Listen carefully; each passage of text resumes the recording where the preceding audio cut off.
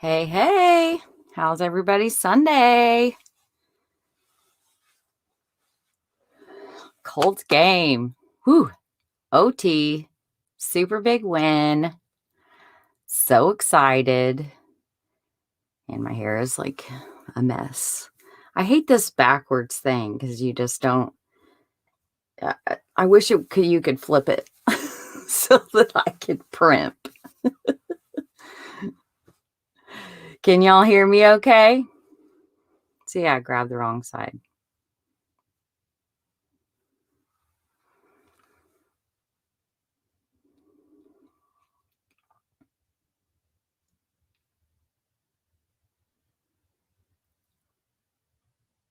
Do I need to turn my mic up or anything?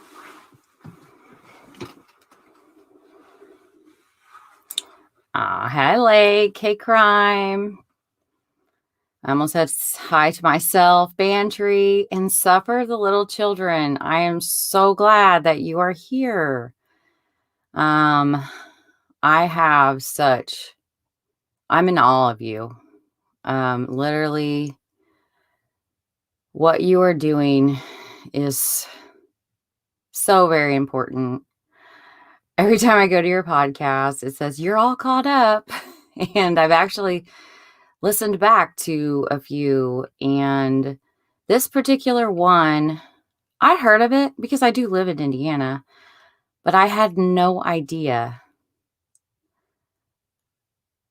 the depths of the depravity in this case until I listened to your podcast and read your blog, which, by the way, is fantastic. And hey, Cher. So tonight is going to be a little different because I will be uploading this to my podcast. So I am going to read my script. We all know how that goes. And then I'm going to show you the footage that I took from yesterday of my little adventure I took. Probably wasn't the smartest thing I've ever done, considering I was all by myself in a, to put it mildly, a not very nice area. Which I will definitely take someone with me next time. And hopefully I have a big group. That is my goal, and that is what I can contribute. So let me get a drink of my chlorophyll water, and we'll get rolling.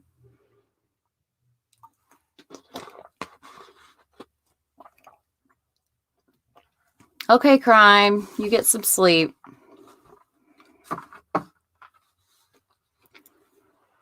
Nakota Kelly, the spite of my father. Nakota Kelly was born on May 12th of 2010 in Indiana, where he was born and raised. Nakota was a ball of energetic enthusiasm and a grateful heart for all he had.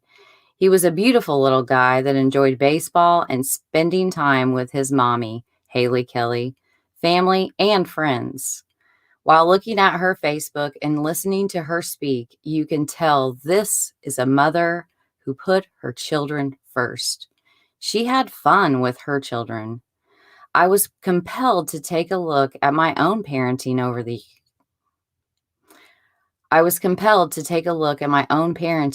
years.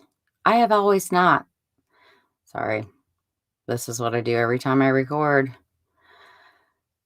Okay. Nakota Kelly, born on May 25th of 2010.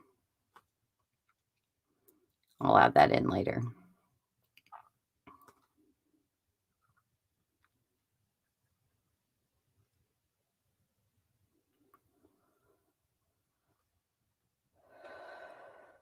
I was compelled to take a look at my own parenting over the years. I have not always measured up to Haley. But by telling her story, she helped me to become a better mommy, and for that, I am grateful. To hear more about Nakota, please listen to Suffer the Little Children's episodes on Nakota. There are 2 episodes. Actually, listen to her whole podcast and read her blog. She tells the cold truth of what child victims go through at the hands of the people who are supposed to love them, their parents. It's not easy to hear, and I'm sure it takes a toll on her heart, but it is what is needed in order to bring about change. Now back to it. There was one person that Nakota did not want to spend time with alone, even though he did love him. That was his father, 37-year-old Anthony Dibiah, a.k.a. Ejik Dibiah, a.k.a. Ejik Abi. I'm not sure if I said any of that right, pronounced any of that right, plus at least 2 other false names. Anthony Dibiah was a Nigerian illegal immigrant whose own country refused to take him back. Nakota appeared to have very little contact with his father until 2016 when he filed for visitation rights. The trouble began during Nakota's very first visit with his father. Nakota, his mommy, grandparents, and teachers advocated to DCS countless times about the abuse he suffered at the hands of his spiteful piece of shit dad, to no avail. On Friday, July 17th of 2020, Anthony Dibiah, on Friday, July 17th, 2020, Anthony Dibiah told Nakota's mommy that was the last time he would work with her concerning their visitation schedule. After Nakota's mom had dropped him off later than the parenting time guideline ordered. Why? Nakota's last baseball game of the year was that night, but would not be over by 6 p.m. He refused to attend and threatened to take her back to court if she did not obey. She didn't obey the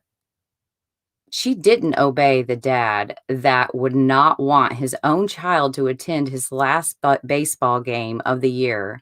That says a lot about this dickhead dad. Immediately after the game was over, she did take Nakota to meet his dad. She believes this is what led to the events that unfolded next. However, Nakota himself had said this quote less than 1 week before the court-ordered visitation. Quote, "Oh, I'm dead. Don't expect me to come home. My dad is going to kill me." Why? Because he had hung up on his father. To say this fake dad is petty is an understatement. Nakota's mom reported this to DCS, yet was still required to take him to his dad or face legal action. You may be saying to yourself, screw them, hell no. If you have not been in her shoes, if you have, you know there isn't an option that puts the child first. You hope and pray your child lives through another weekend visit versus losing your child to the other parent for failure to comply. At least with the first choice, you know access will be limited to every other weekend instead of full-time. Full-time is too great a risk to take while you're waiting on DCS and the judge to make the right decision and put the child first, which is their job, for heaven's sakes. So you send your child in what you feel is the lesser of 2 dangers, a necessary evil. Unfortunately, his mom underestimated the immediate danger to no fault of her own. The danger that her son was in that fateful weekend. On July 18th of 2020, Nakota was murdered by his father. Nakota spoke to his mom around 7:30 p.m. the night of the 18th. According to her interview with Suffer the Little Children podcast and Indy Star, Anthony Dibiah called a relative on the 18th to say he had killed his son. The relative called 911, as they should, and a police officer was dispatched to his home, arriving at 10 p.m. ish. The officer heard someone in the apartment but left after no one answered, noting that Anthony's 2017 white Jeep Patriot was in the parking lot. Anthony Dibiah called yet another person asking to borrow a suitcase and admitting he had killed his son. How? He told the person he suffocated Nakota by putting a bag over his head. Anthony told the person he then took Nakota to the bathroom to make sure he was dead. This person called 911 and more officers were dispatched to check on the welfare of Nakota. With a warrant in hand, they obtained a key to the apartment, noting that Anthony's car was no longer in the parking lot. I'll now read from the Wabash Plain Dealer by Rob Burgess as to what they found upon entry. This is graphic content. Quote, according to probable cause affidavit, police say there was no one inside, but they did locate blood spatter, blood smears, and brain matter in the apartment bathroom. They also discovered blood in the entryway. The search warrant revealed blood spatters on the bathroom walls, mirror, vanity, floor, ceiling, and closet door, and on the bedroom wall. There were 2 pieces of brain matter on the bathroom floor, along with black curly hair.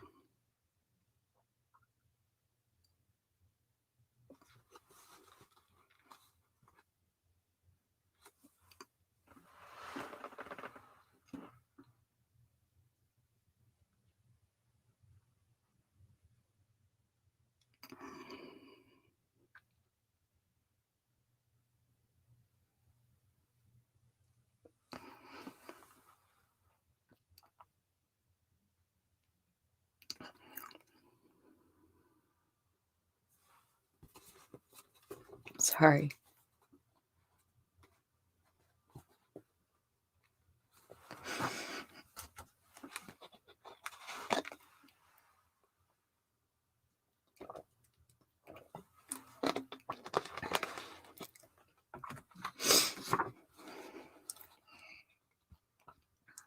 Which was also found on a broom in the kitchen. End quote. I need a breath before continuing.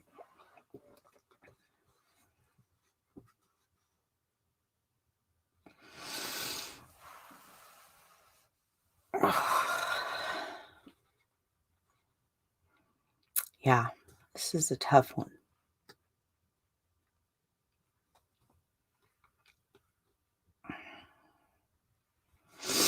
Okay.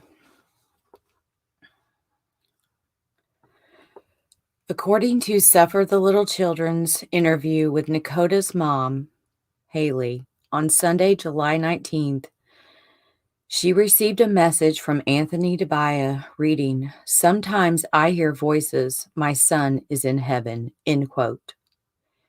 She immediately called her caseworker. Can you imagine? You all really have to go and listen to her podcast. This interview is heartbreaking, and she does such a wonderful job. Anthony Dibiah was arrested in Missouri on July 19th and formally charged with the murder of his son on August 5th. He is being held with no bond in the Marion County Jail. He has refused to tell the authorities where Nakota's body is located, nor speak to them, period. His next court date, a pretrial conference, is scheduled for January 13th of 2021 at 1 p.m. His jury trial is scheduled for February 1st, 2021 at 9 a.m. I hope his body is found before this pretrial conference. A personality like this may never divulge where the body is hidden. Why? They will sacrifice whatever and whoever they have to get the queen. Nakota was a pawn, not a son to this sicko. A chess match he had to win to hurt the mother of his child. I could see him not telling where Nakota is just to spite her. God, I hate this guy. I know people like this guy, and I'm sure you do as well. They are blinded by control. That's the cold truth. I think he premeditated the murder of his own son and is going to try to claim schizophrenia to plead insanity. Hell no. Let's flip the script if we can. How? By finding Nakota, we take control away from him. That will drive him nuts. My goal is to find Nakota's remains before this a-hole has a chance to barter this information to receive a lesser sentence or refuse to ever tell to keep his perceived control. I know I do not want that.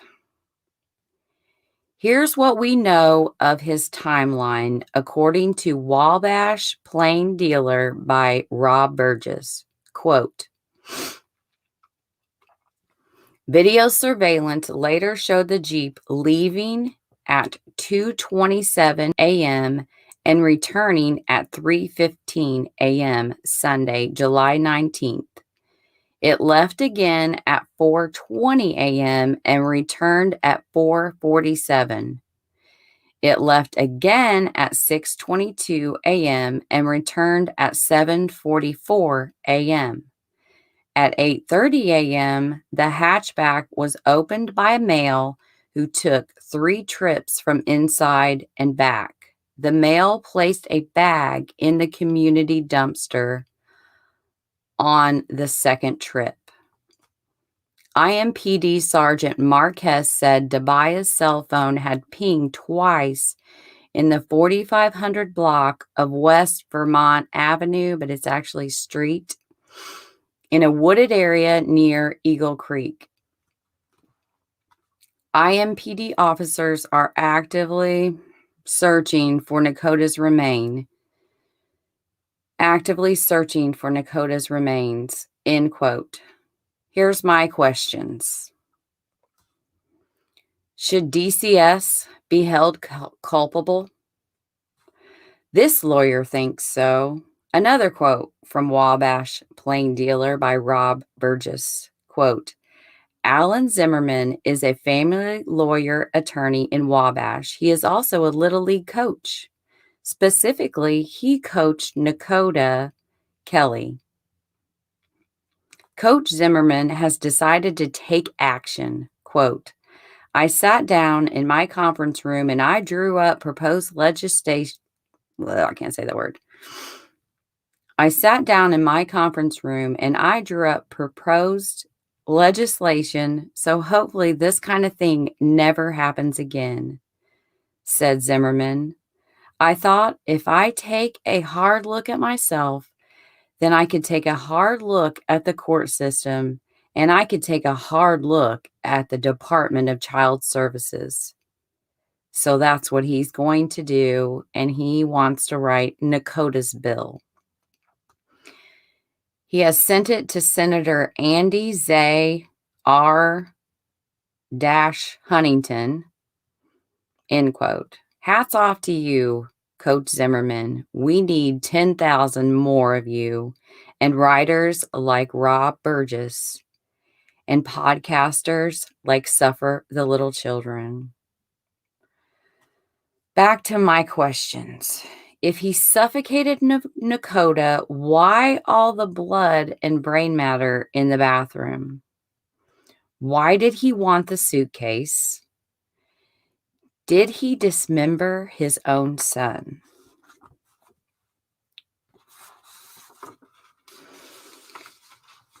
If so, why the brain matter? He carried 3 separate bags to his car. Was this his son? Did they collect the bag from the complex's tip dumpster? Where have they searched for Nakota? Will you help? I did do some searching and scouting yesterday, to which I realized I am underqualified and probably not safe going it alone. If you are willing to help, please email me at coldtruthpodcast@gmail.com. And in the show notes are all of the links to my references and Suffer the Little Children podcast. So,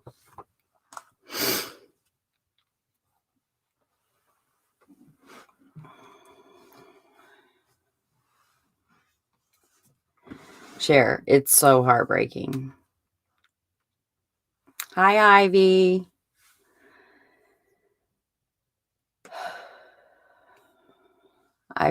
I really feel like he was already trying to set up an insanity defense. Hell yeah. Although his defense team hasn't said a word, I did notice that they are not speaking. He definitely dismembered the poor baby.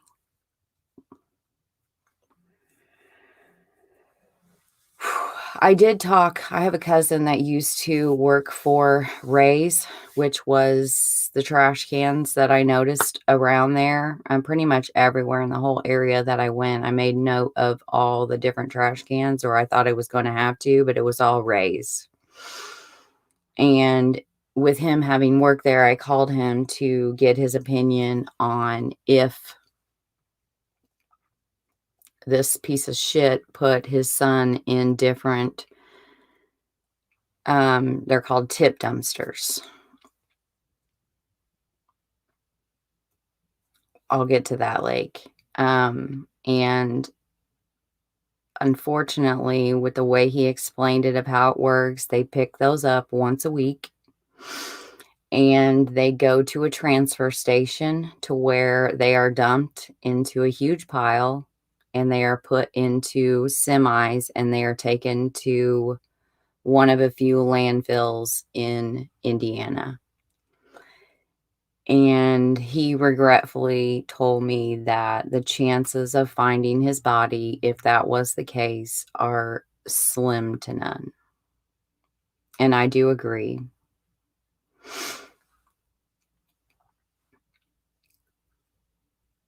I wonder if they have to about searching the landfill, and I hope it's possible. I know that that is what was believed to what happened to Amaya Robertson. And seems like in Indiana, if you want to get away with murder, do it right before trash day. To me, my question is, if they saw him on the surveillance, surely to God, if you put it in one and he was gone for those amounts of times, they would go and check those. But clearly, since his body has not been recovered, they either didn't do it or they did and his body wasn't in there, which gives me hope. His phone was also located in it pinged in a wooded area that I will show you here in a second. They should. I wonder, though, Band, if cadaver dogs in a landfill, I don't know. I'm just wondering. I would think that would be very hard for them. I know that a cadaver dog is trained to pick up on the scent a body emits after death. It's a very distinct scent that those dogs are trained to find. But dogs are highly sensitive smellers. And so I wonder if that, I don't know. I mean, I've seen it done before. I've seen search dogs out on live footage. I just don't know if, just to be frank, unless the media and people start putting pressure on them to do that, they're not going to do it. That's just the way it works. That's just the cold truth.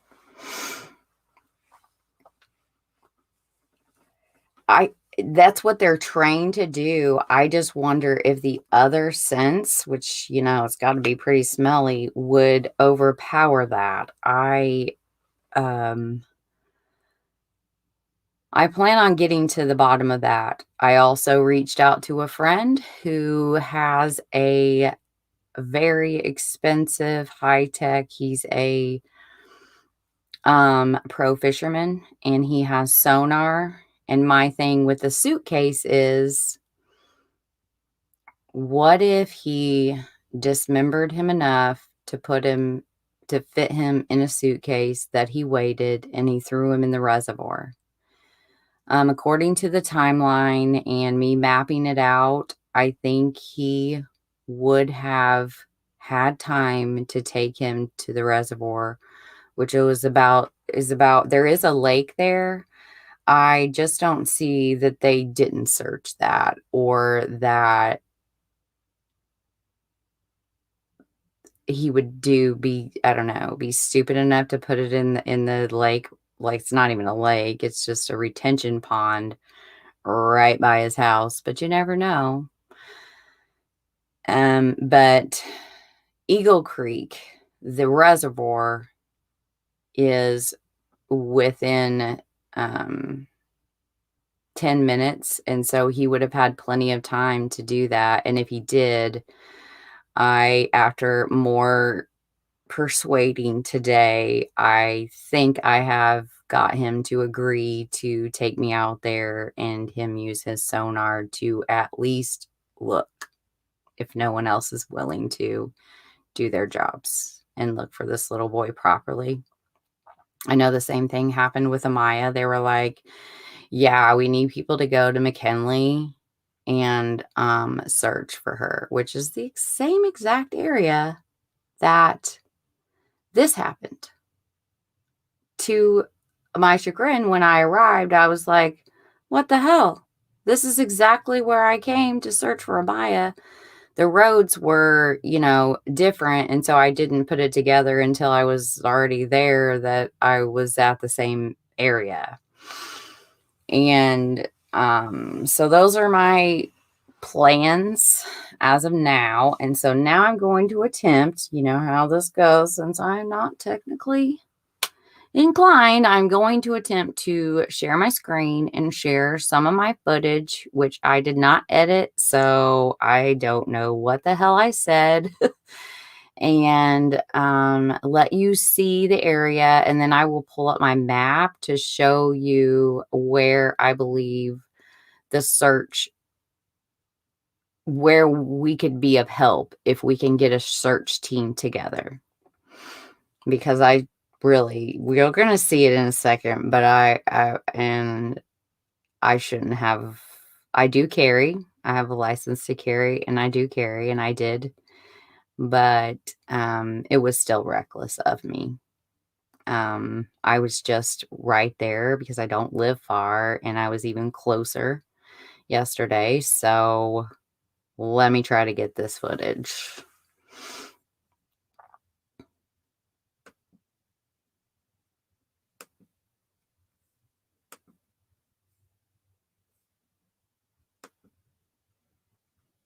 It didn't share my audio, did it? Can you hear me?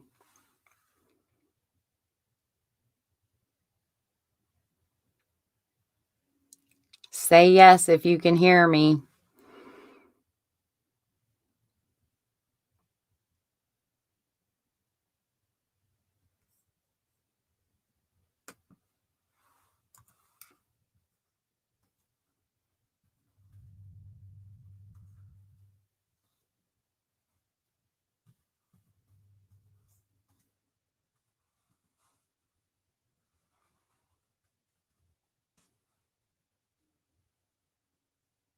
Okay, you can hear me. All right. Woo, I did that right.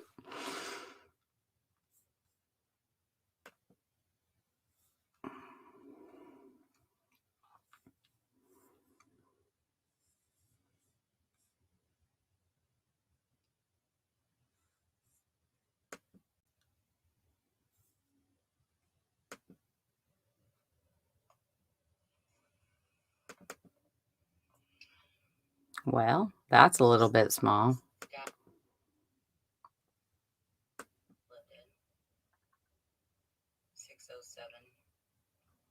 West Lake Park. It said that surveillance footage picked him up leaving and coming back, leaving and coming back. There is a camera at the exit for sure. Witnesses have said that he was putting stuff in a dump.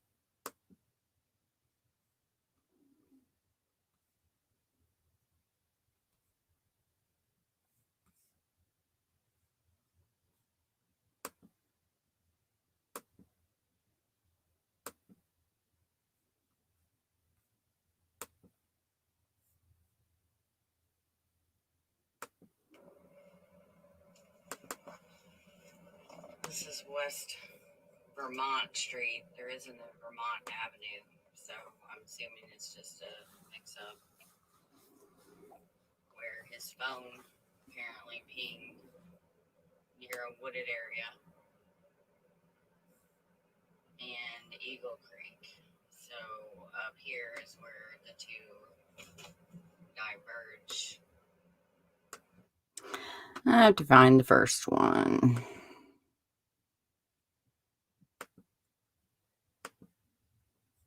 Here we go.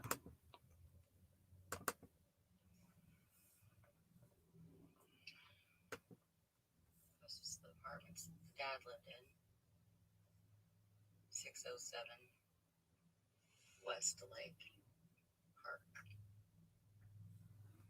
It said that surveillance footage picked him up leaving and coming back, leaving and coming back. There is a camera at the exit for sure. Witnesses have said that he was putting stuff in a dumpster. The bathroom was left in complete disarray, leading many to believe that Nakota's father, his own father, dismembered him.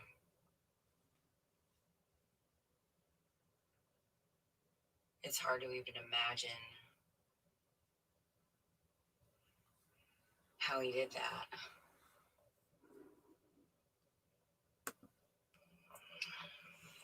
So, Like how a father could do that to their child, and did anyone hear?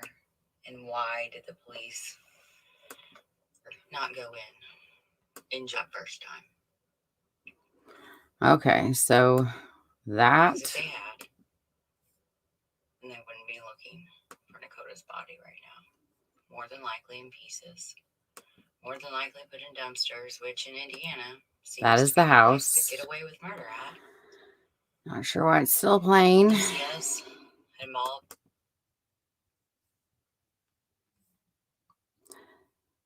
This is the dumpster right by his home and me leaving the area.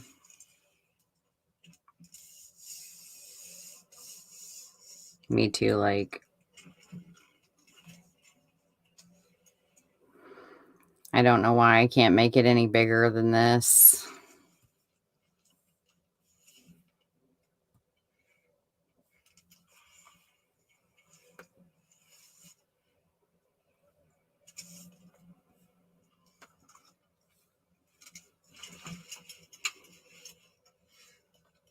Another dumpster, all raised.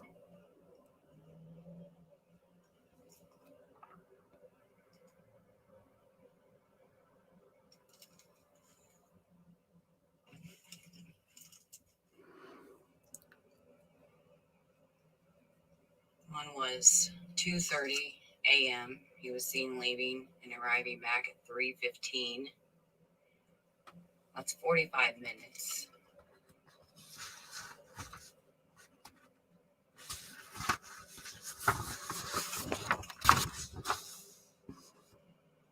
Comes back and then leaves again.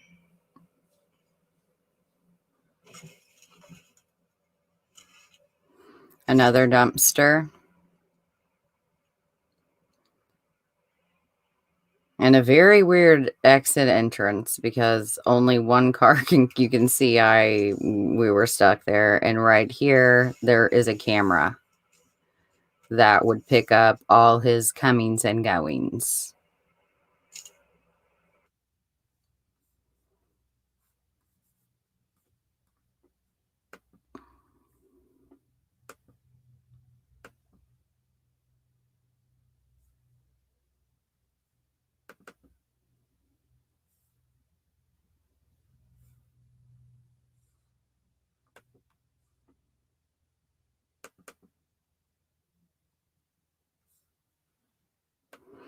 Wow, seems I downloaded that one a lot.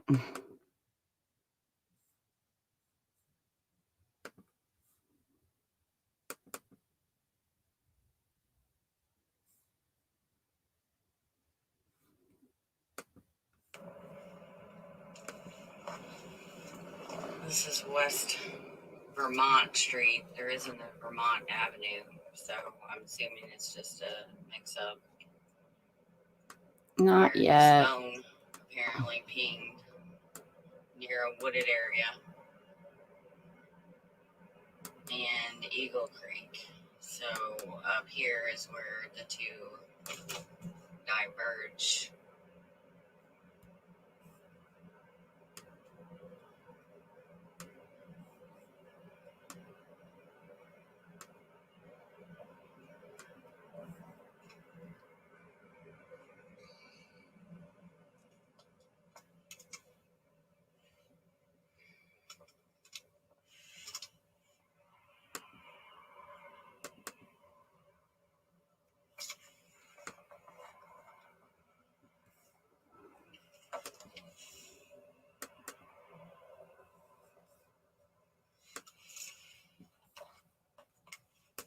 I think he had this planned.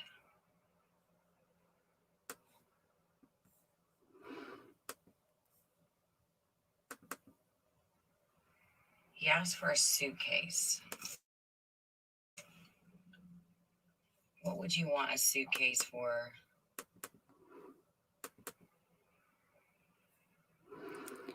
Well, it appears my one did not First I thought download, but it was me driving down McKinley, which was when I realized that this is where Amaya was said to have been taken. Amaya Robertson. I'm not going to get into that case, but it was a baby who was also presumed to be killed by her own parents in Indiana in the same area.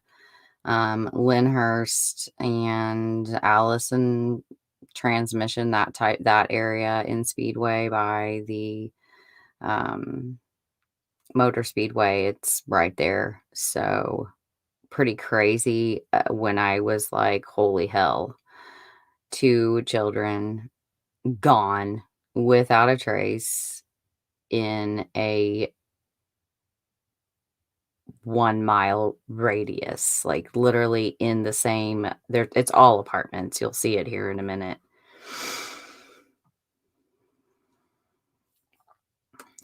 Body of water. But this is my drive down West Vermont Street after turning right on McKinley. There isn't. It's apartments.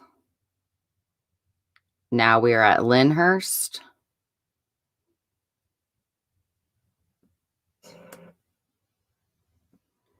there is wooded areas, but a lot of them are fenced off.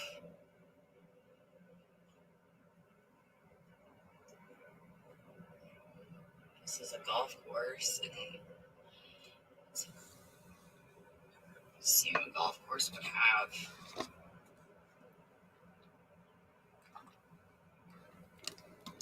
surveillance footage.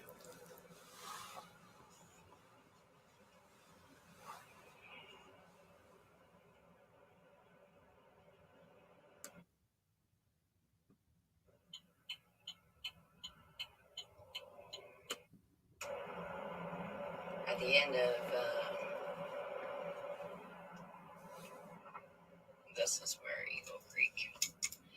Eagle Creek is here.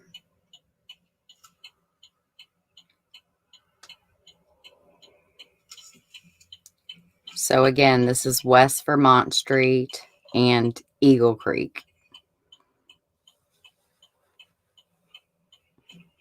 where the affidavit said that his phone pinged twice in a wooded area.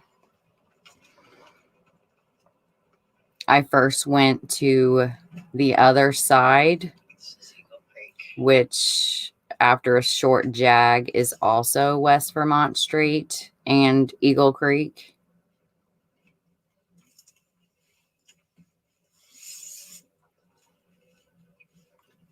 This is just really not a good area. So I'm going to need to come back with more people and probably be more a part of like a search party if we're going to do this right.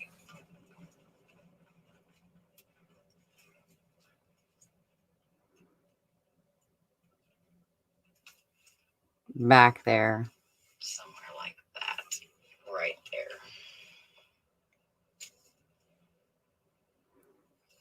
This right here, like, flashbacked to Chris Watts and where he put his children when I saw those two circular buildings. Ugh.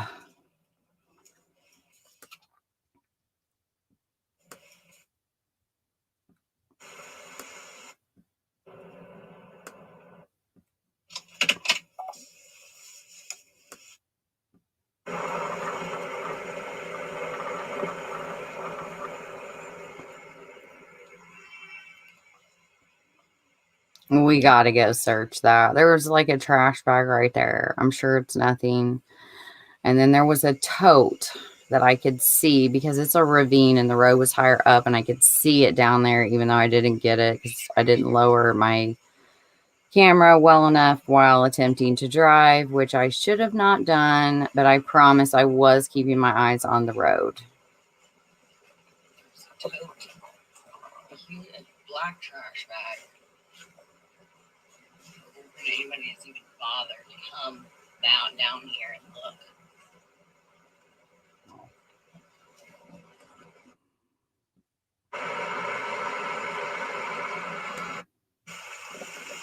And now I'm pulling up to the other side of the creek. And this is more than likely the area that they were speaking of. And it would be 5 minutes there, 5 minutes back. So he would have had plenty of time to actually, within that 45 minutes minus 10, he would have 35 minutes to bury those bags if it is the scenario that he did dismember him. Areas on West Vermont Street.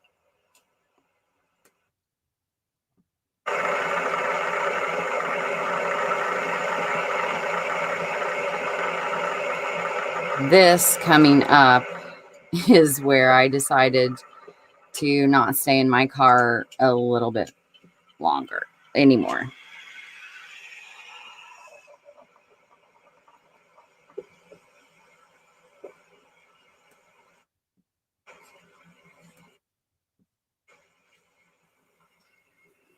I had noticed in the mother's Facebook that they loved picnics, and because I'm assuming it was in Wabash, but without having the images right with me, I saw this shelter and the blue picnic tables and wondered if it was the same, because this sadistic, like vindictive, spiteful, poor excuse for a man, let alone a father, would totally want.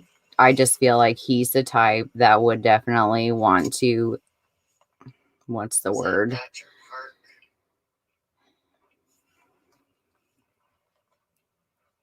Stick it to her, even in death, of like because in their mind they think this is all your fault, which is totally unfounded. So I sit there for a minute contemplating whether I got out, to which I did.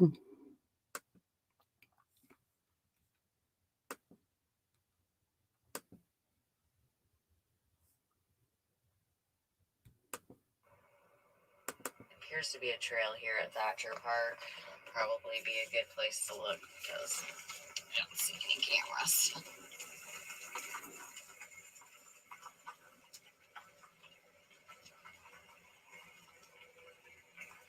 See that trail there?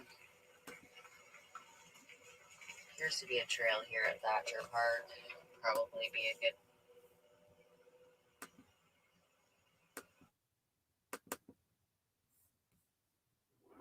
I got out and walked up to the area, and I had to pause here because obviously you didn't see any of that on video, and I forgot to hit record. So when I approached this particular little grove that you could see in the other video, when I went through, there was just this like mound of dirt, and which everything else was covered in leaves. So of course I was drawn to it. I go over to it, pick up a stick to stick it into the ground to see how dense it is. It wasn't at all. And then I noticed a piece of rope, and some kind of a tag sticking. It was stuck in the ground.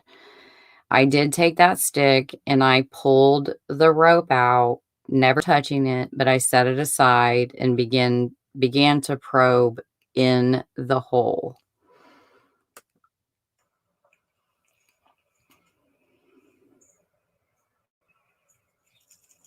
Really soft ground.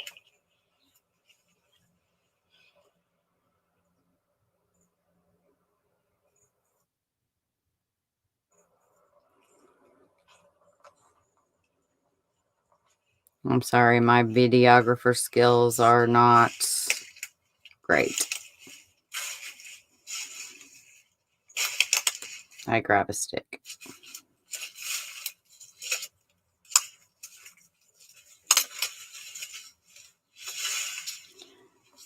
Couldn't find an undead stick to save my life.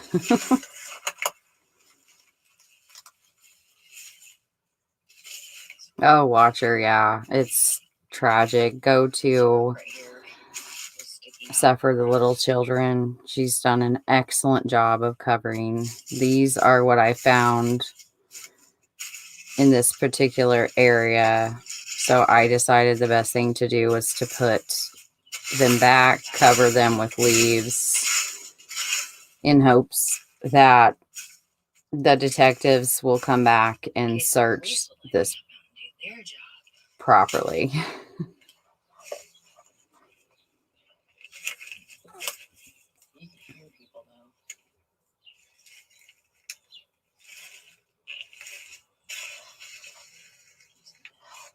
My thing with this area was that there was a ball field, abandoned ball field right behind it. And I don't know, just my gut and the feelings I was getting, the energies I was picking up, like when I was driving by it the first time, I was like, man, I want to go there. I just was drawn to it. And then when I saw that ball diamond, Like, I could just see someone like this doing something like this to hurt Haley even more than he already has, and I had to go look.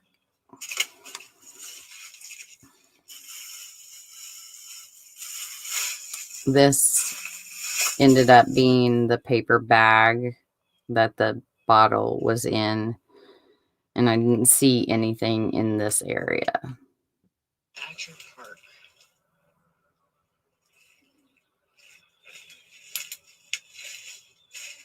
And remember, he only has, what is that? I'm terrible with math. 35 minutes.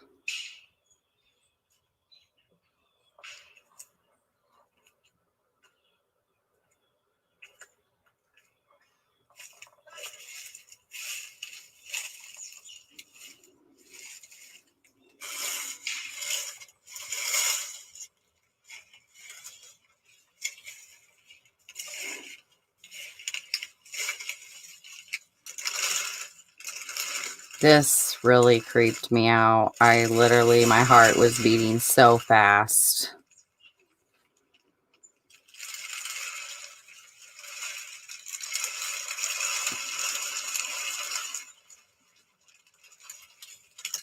And I quickly made the decision that if he was there, I could not just leave him, and I would need to call the police immediately because it was a trash bag. But it was, I don't know, it's weird because it was heavy. But yet when I pulled it up, there was nothing in it. There was a ton of like bugs underneath it.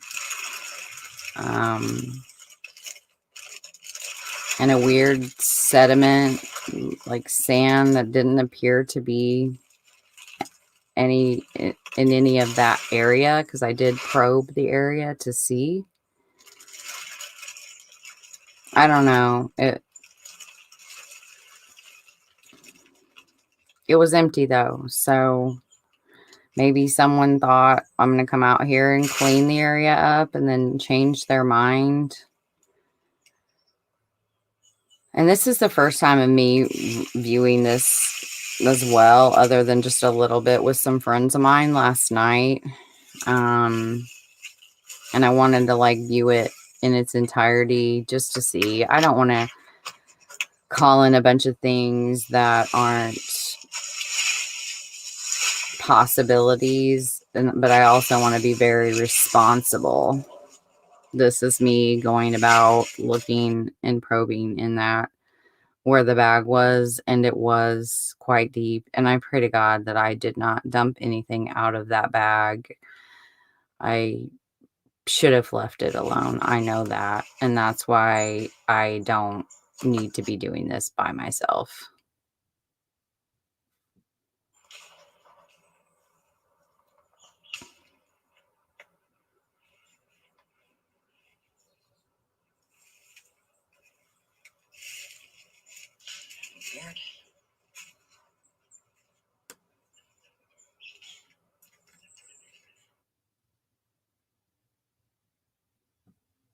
I wanted to jump that fence.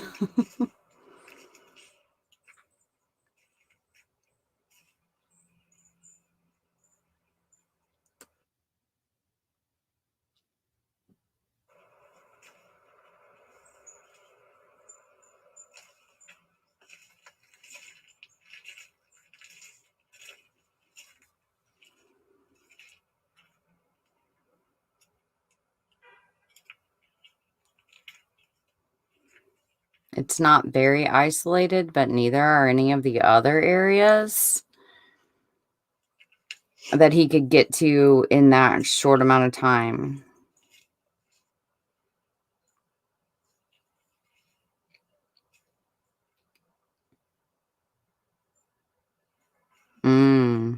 Okay. So for the little children, that's good to know.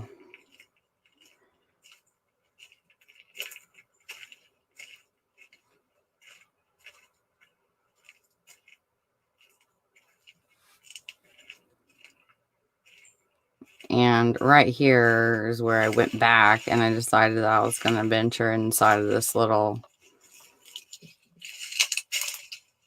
brush, and I almost fell in a hole. It scared me half to death.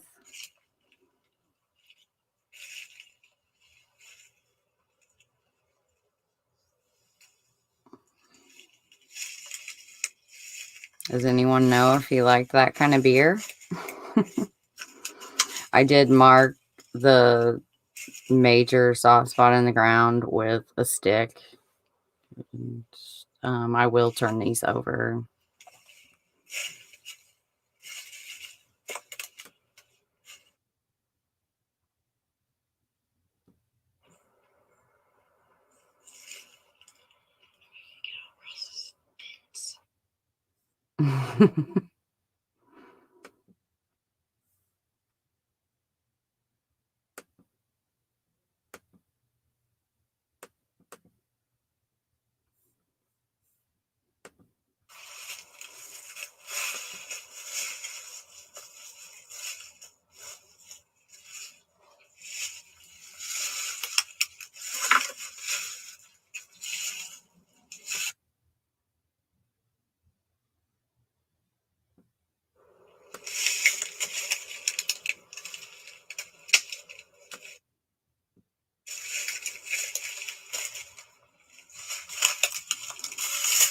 No, that was the video that I almost fell in the hole.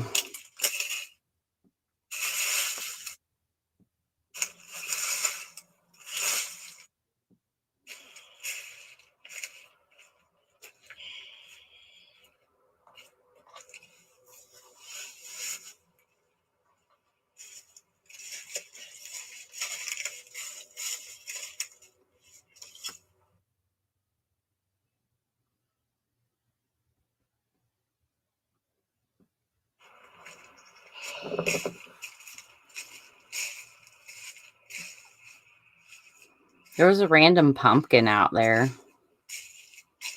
It was kind of odd. And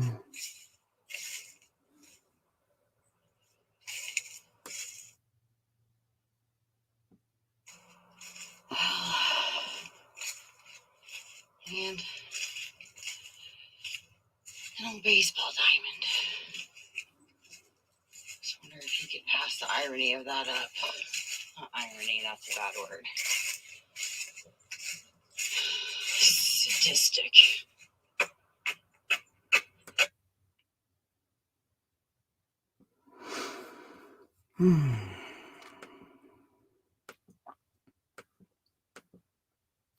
Where are you, little button?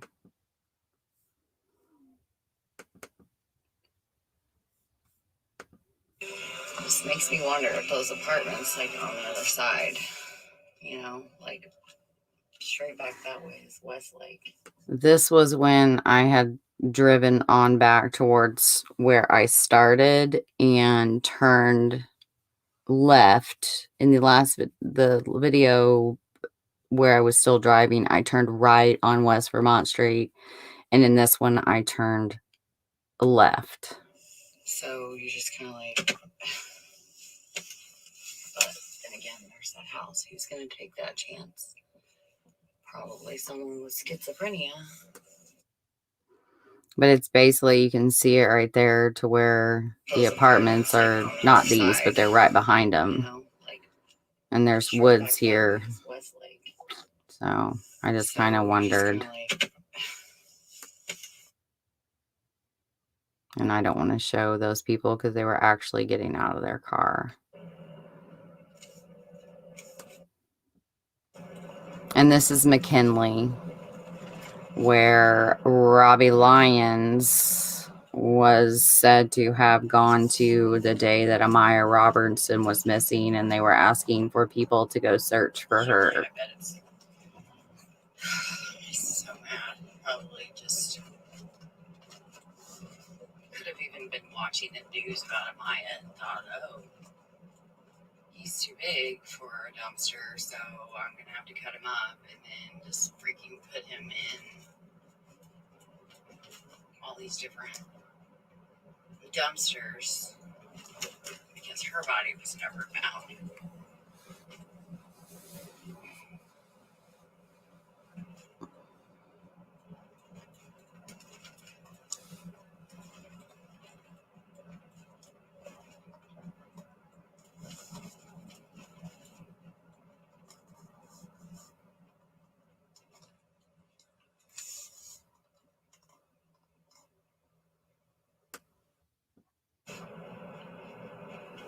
And this is me making my way back past the apartments at Westlake Apartments. As you can see, it doesn't take very long. And you're about to see some bird shit on my window. This looks really gross, but I didn't know it was there until I saw it in the videos.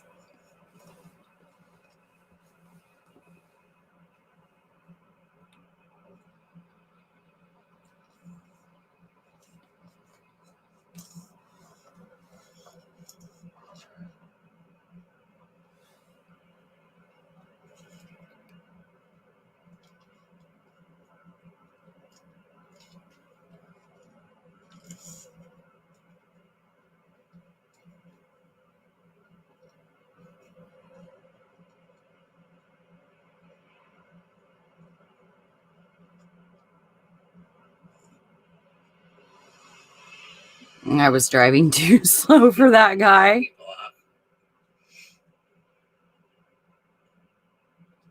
A bag in there, yeah. There was quite a few dumpsters, and this is a retention pond there.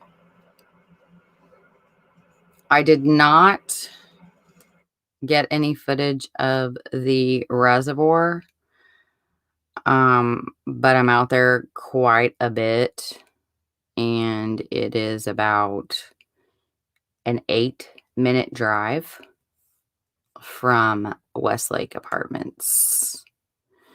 I believe I did grab, I don't think that's it, no. See the dumpster?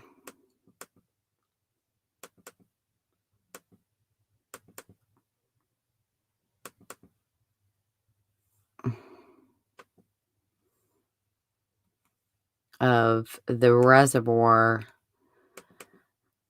off of 74. No.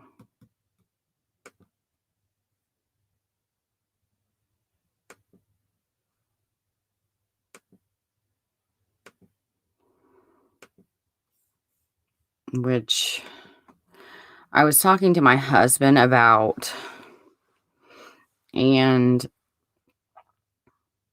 it's a dam, so the water is going to be flowing towards the dam, and I just wonder if he did find a suitcase, weight the suitcase with his dismembered body parts, if he could possibly be in that reservoir. I will try to pull up Google Earth. For some reason, it's like not been working on this new computer, and I will never purchase an Apple iMac because it is not, there's nothing standard about it.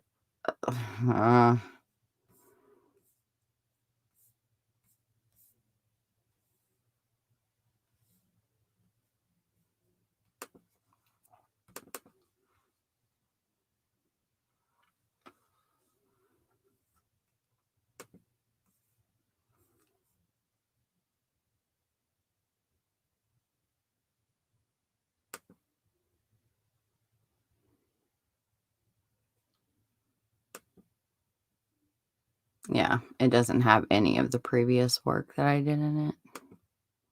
Of course.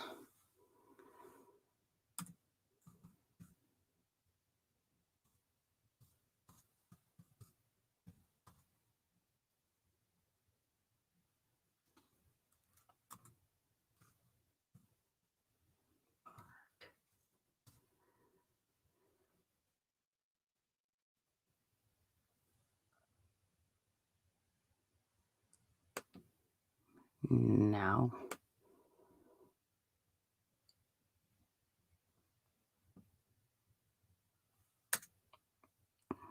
Let me look that address up. I had it.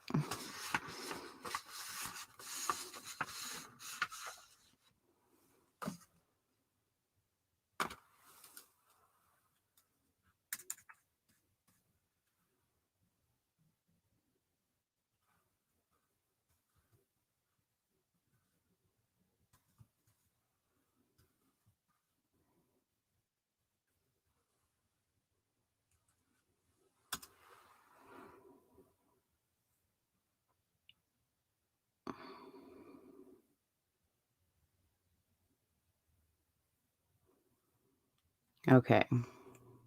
So this is where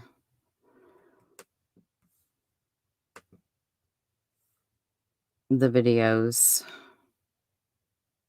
started out.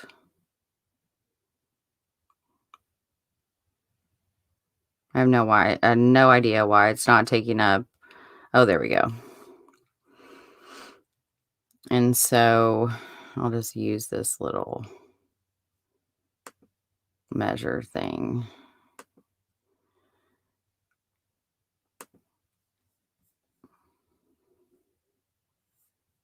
And then it always gets in the way.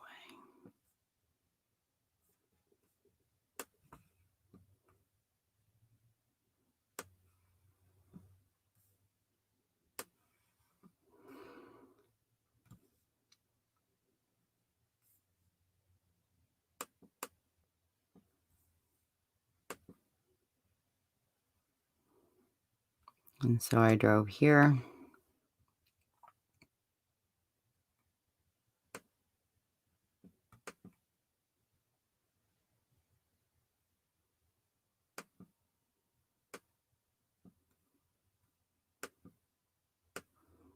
Is it really not going to do it?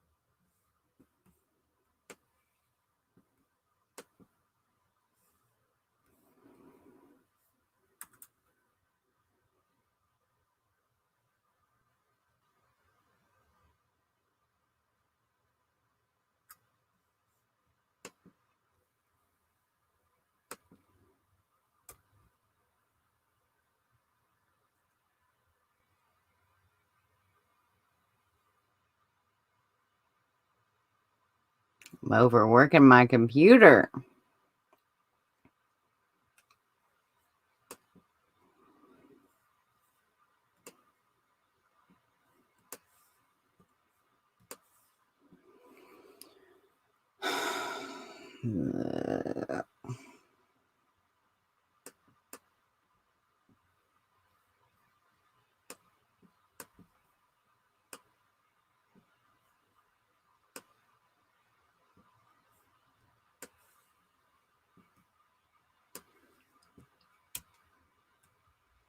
That is Lyndhurst.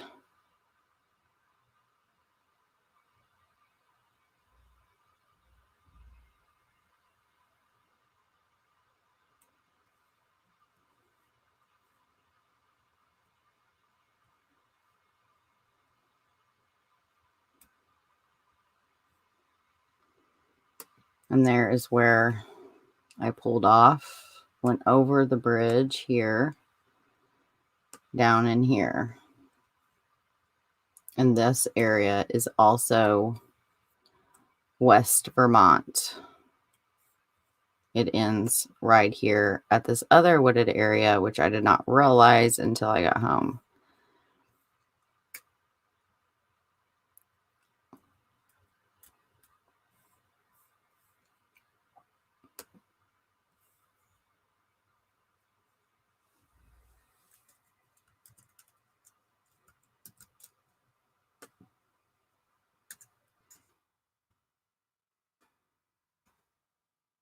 Sorry.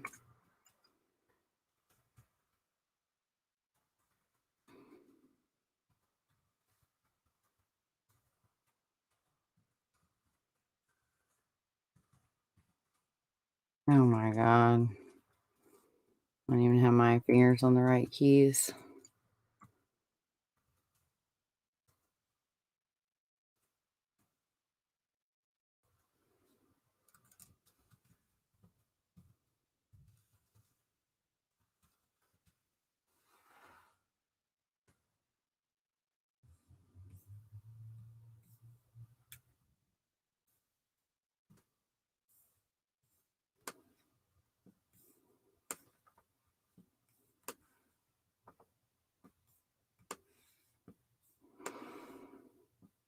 And so as you can see, like, of course, you know, with a phone pinging though, I just really feel like this is likely where he is. They do not mention any pings. I wish I could use my other computer for this. And yes, I have two. The one that's not as hard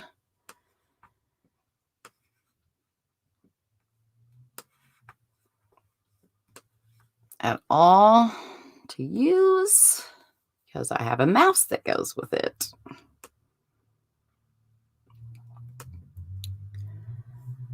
But that is Eagle Creek.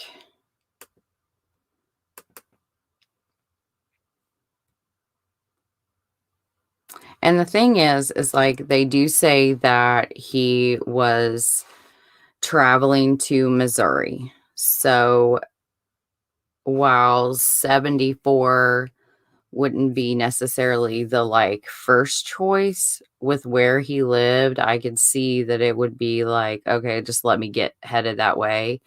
You can like mostly you would take 65. So depending on which way he went, if he did go 74, I wonder if he did pull off at Crawfordsville Road and go here.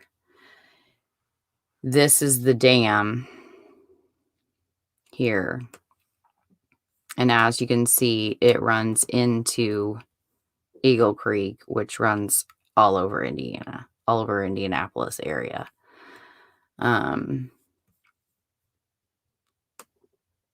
So hopefully my friend will decide to do me a huge favor and at least go out and check some of these bodies of water. I said, you can fish. I'll be very quiet for you.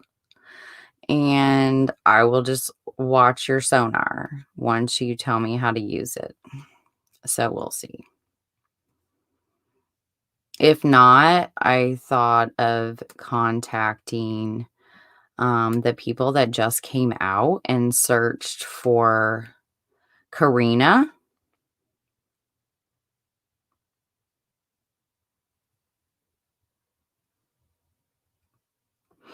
Yeah, I mean, I do think it's a possibility because, well, it just really depends on what they searched, you know? Like, and my thing is, again, is too, like, why did he leave? Is there anything else before I get off of maps and come back that you guys want to see?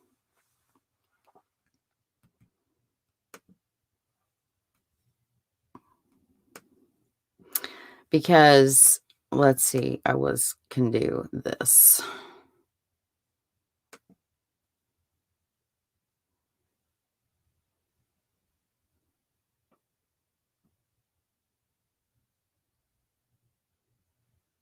Eh.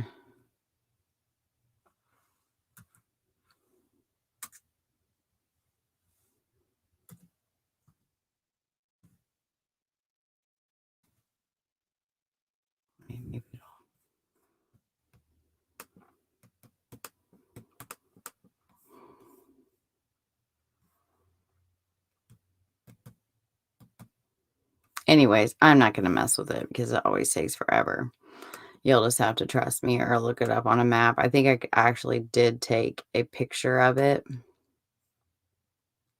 Oh, yes, save that.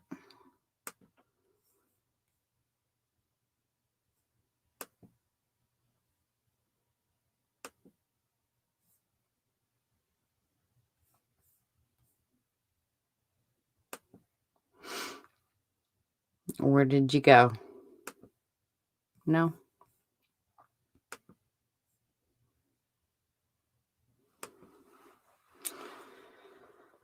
Oh, boy.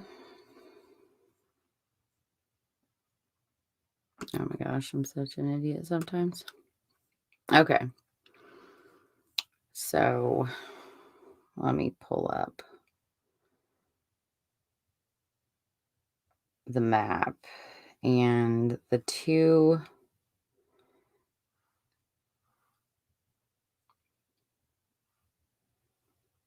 You guys remember Band or Ivy? How long I said last night? And what roads?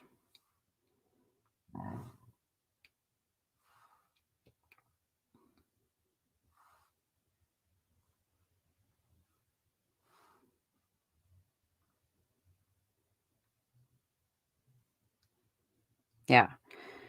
I mean, it's to the Illinois, Missouri border. He was picked up in Clayton County. Except for the little children, can you help me with that detail?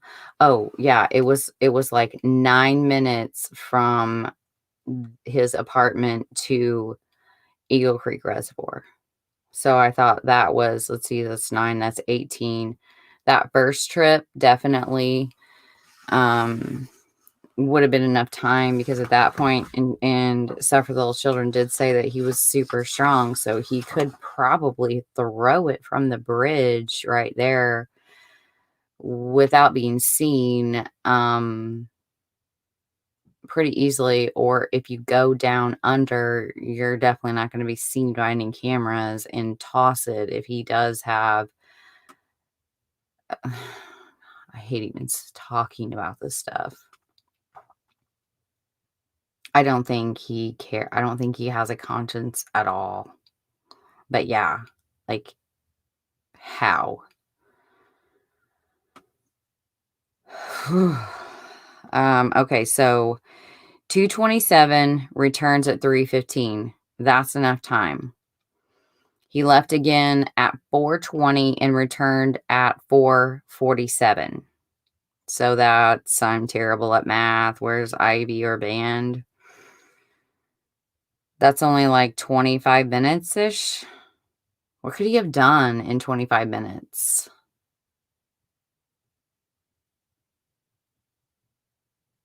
Yeah, he was picked up near Highway 38 in Missouri and taken to the Marion County Jail. Oh, he said the reason he said that he did this was because Nakota's mom was giving him too much grief and costing him too much money. But it's control.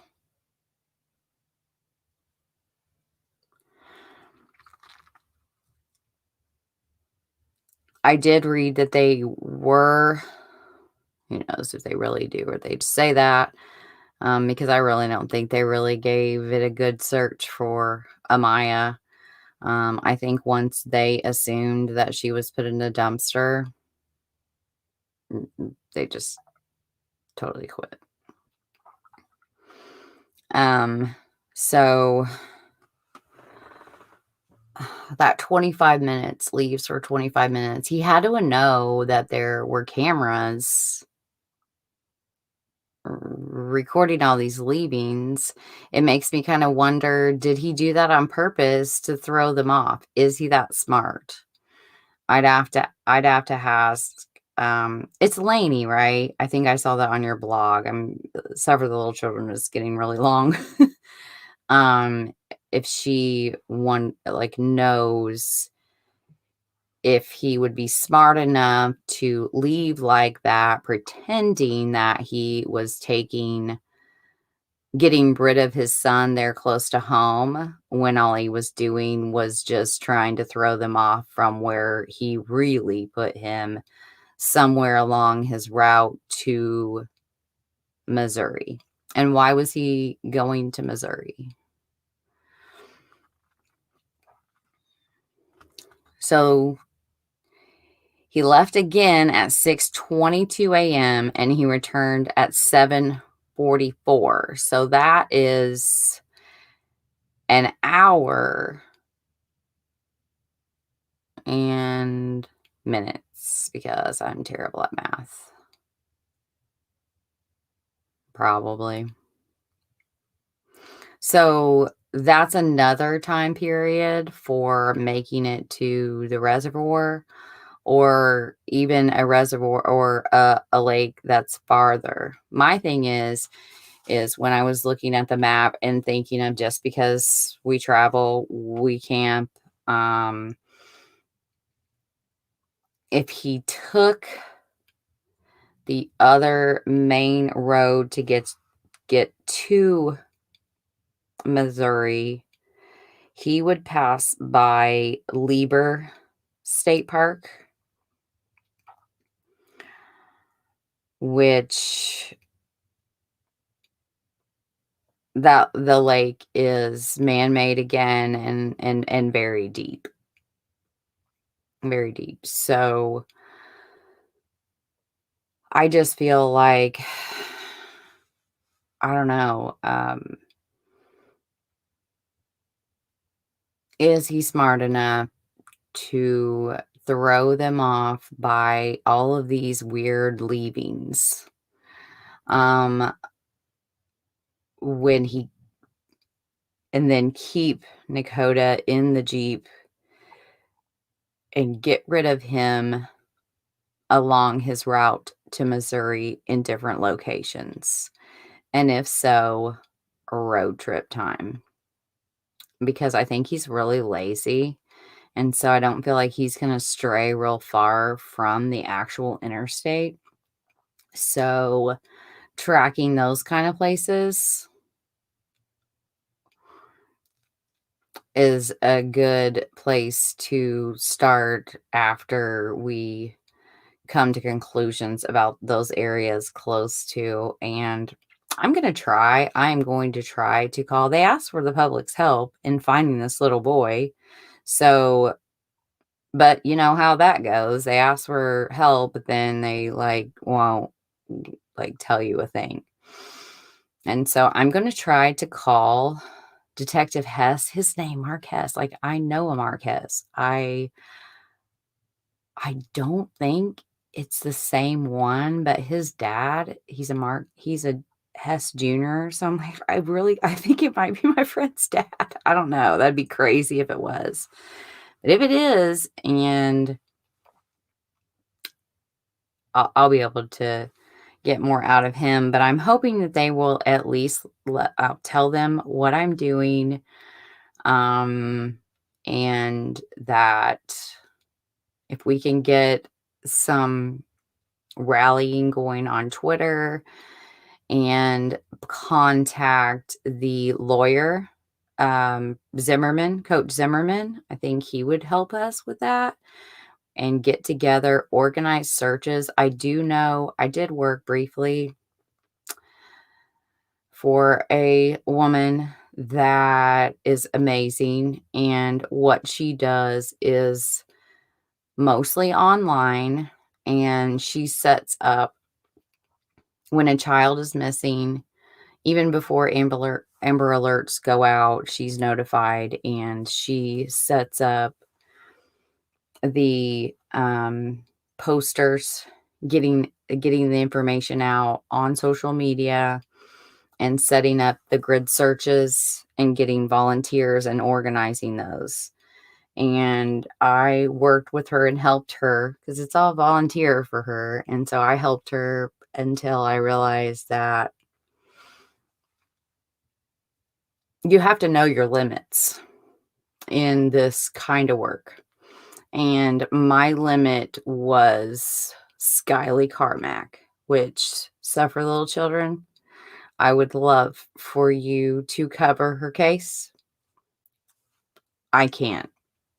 And I will send you a picture as to why. It's a case of it's another Indiana case. Shocker.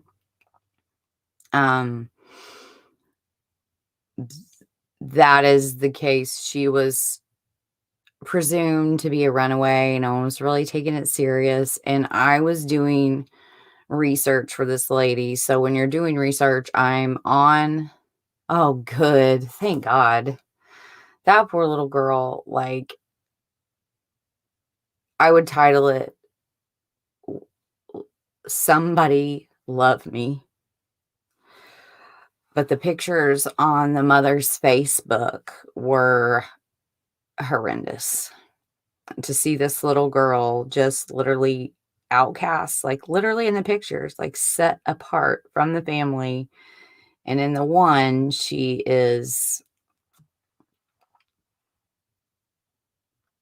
the mother is paying her no mind. And she's actually taking a picture of her child, and Skyly is in the background, who had made this beautiful sign on a chalkboard. I love you, mommy. And just like her eyes were just like, she sees me. And she didn't see that little girl. But after she was found murdered by Amanda Carmack, I knew that I could not stay mentally healthy, as mentally healthy as I am, and continue to do that kind of work because of outcomes like that. You're looking for a live child, and you're seeing their pictures and their posts and how cute they are. And then you find out they're murdered. And I just could not take it. So I could reach out to her for help with setting up grid searches and stuff. I think she would be willing to help me figure that out. And she completely understood why I couldn't do it, and that it was the responsible thing for me to do. Anyways, what are you guys' questions? What do you think? What can we do?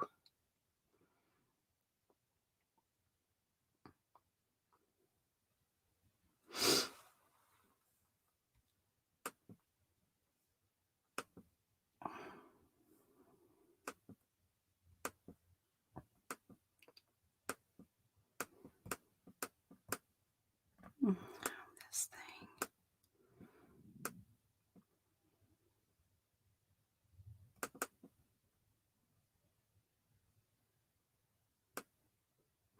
Carmack.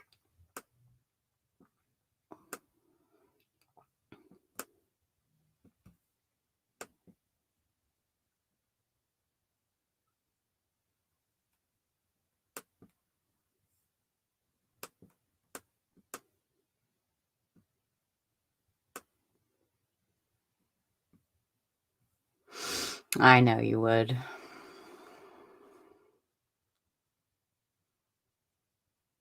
Oh, wow.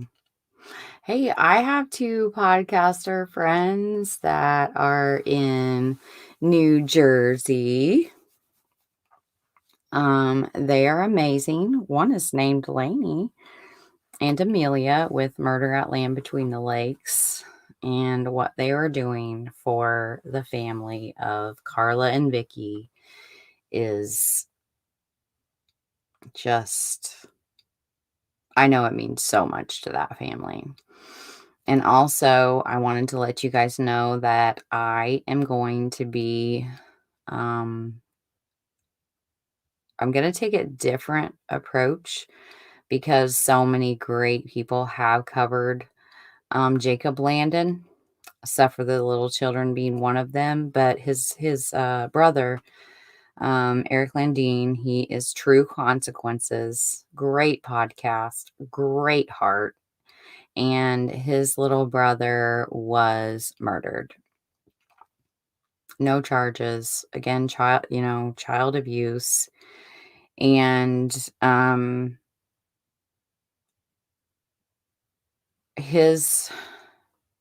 when him and his mother were speaking of the crime against his little brother and all that happened, it was so raw. And I literally, there's no way that I could come close to his amazing podcast. And so I'm like, I will share it. I will do whatever I can because it's about getting these stories out. Like Suffer the Little Children. She's in New Jersey. I'm in Indiana. True Consequences. He's in New Mexico. Some of our other friends that we've met in podcasting that truly are doing it for these victims and for justice are in California, New Mexico, Mississippi. There's a few from Indiana as well. Tennessee. I mean, they're just from all over and they have hearts of gold. And the more you share, even if it's repeat, it doesn't matter. In other countries, we've met some really awesome people from other countries. When you share them in your geographical base and someone else shares them in theirs, you end up getting these cases heard worldwide. I don't know how. I think I might know a friend I need to thank, but I have 4% of my listenership is from Australia. And then another 2.9% is from right where my good friend Matt Black is, a ton in Tennessee from me and Murder at Land Between the Lakes working together, and New Jersey as well because of them. And that's how you get these stories out there so that people have to pay attention.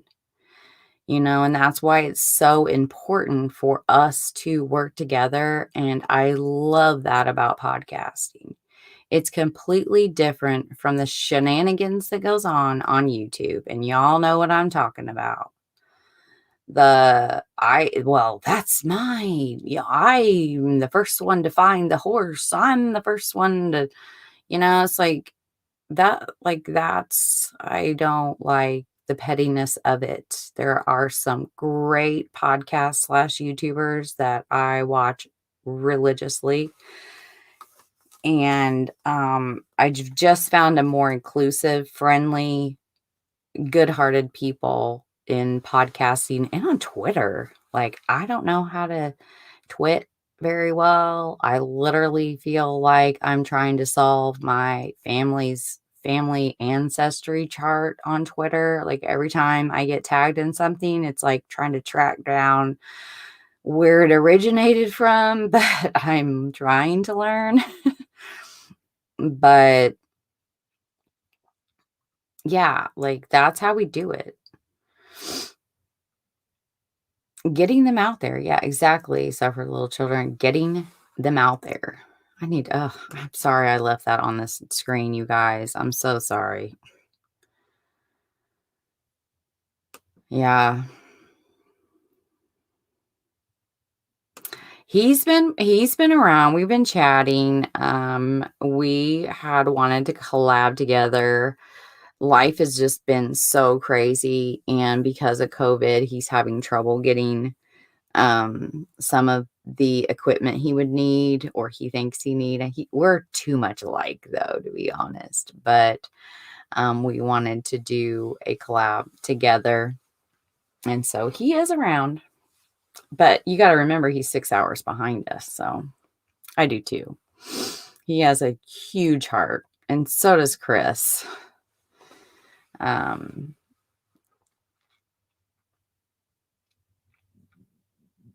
Oh, that's awesome, Watcher. I'm glad. I'm glad. That is one. I'm terrible with words. You might have like something. I should have gone to like a speech therapist for so many words I can't say. Indigenous people. Yeah, I mean, that's just these topics. Yeah, we could sit here and talk about all of the cases that have more coverage than it's amazing, JonBenet Ramsey, Delphi, even, there's so many, Chris Watts, Peterson, Morphew, that just get all of this coverage. And then there's so many, like most of the kids, and I found that sickening. Most of the kids that Suffer the Little Children has covered, no clue. No clue who they were. No clue. Never heard their name. Me too. And like, I get a little bit on a high horse, and I'm sorry for that. If I ever offend anybody, I don't mean to. It's just, it just really bothers me.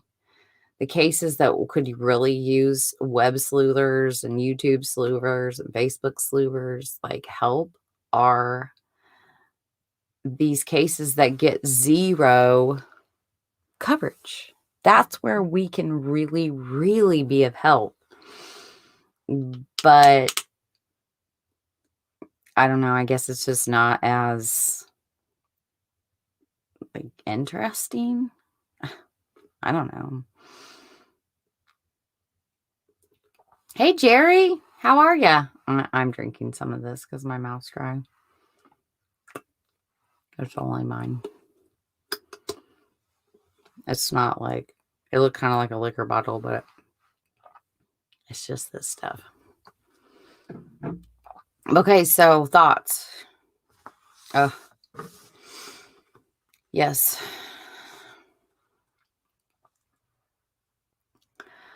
Yes, I am. Yes. I know I've heard that name. There are so many cases that go through my head, but I think I know who you're talking about. Is that one you're going to cover?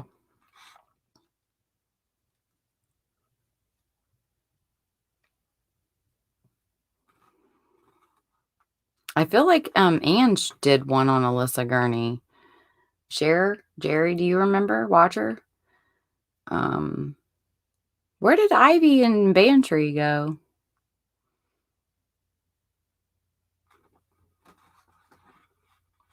Oh, you did. Okay.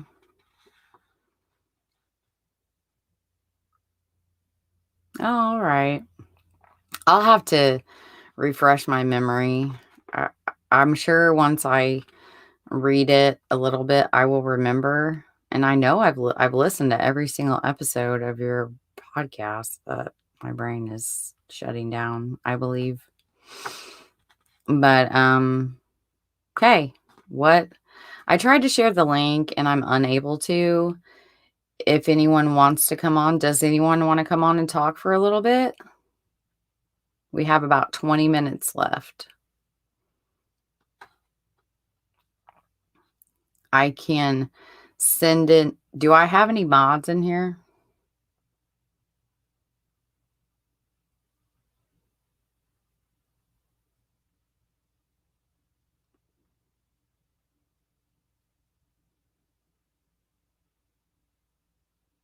Yeah. Yeah. I agree, Watcher.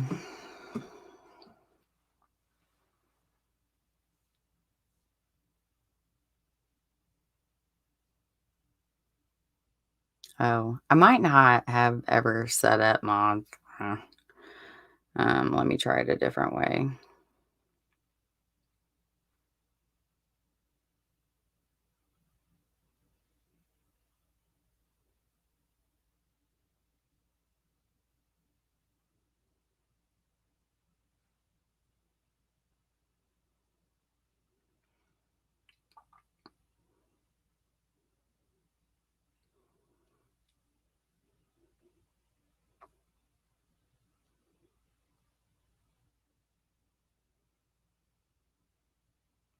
Okay. There's the link if anyone would like to pop on for a few.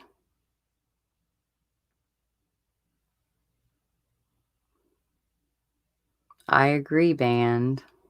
And you do not have to show your face if you're not comfortable. You just click the camera option.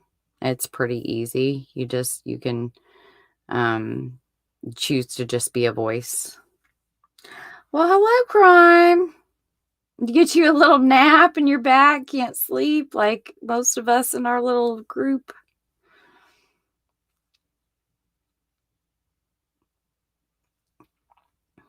I bet Ivy is dealing with the new puppy.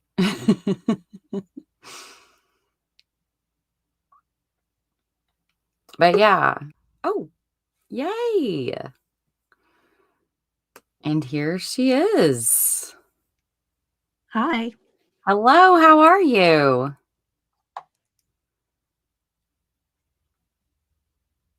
Can you hear me? Can you hear me?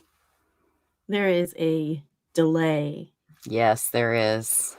Actually, you know what? I can hear you better without my headphones on.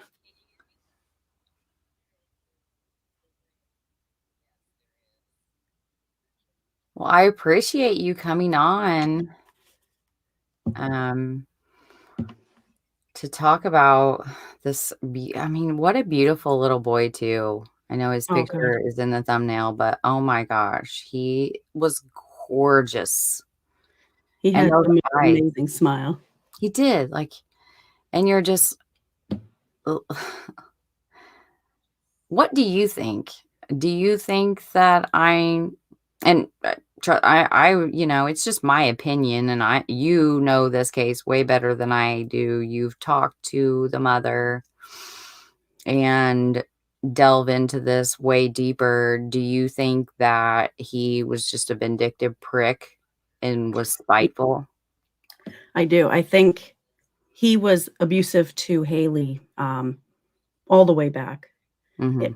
It's basically a classic sociopath move where you find someone who's maybe a little vulnerable in one way or the other.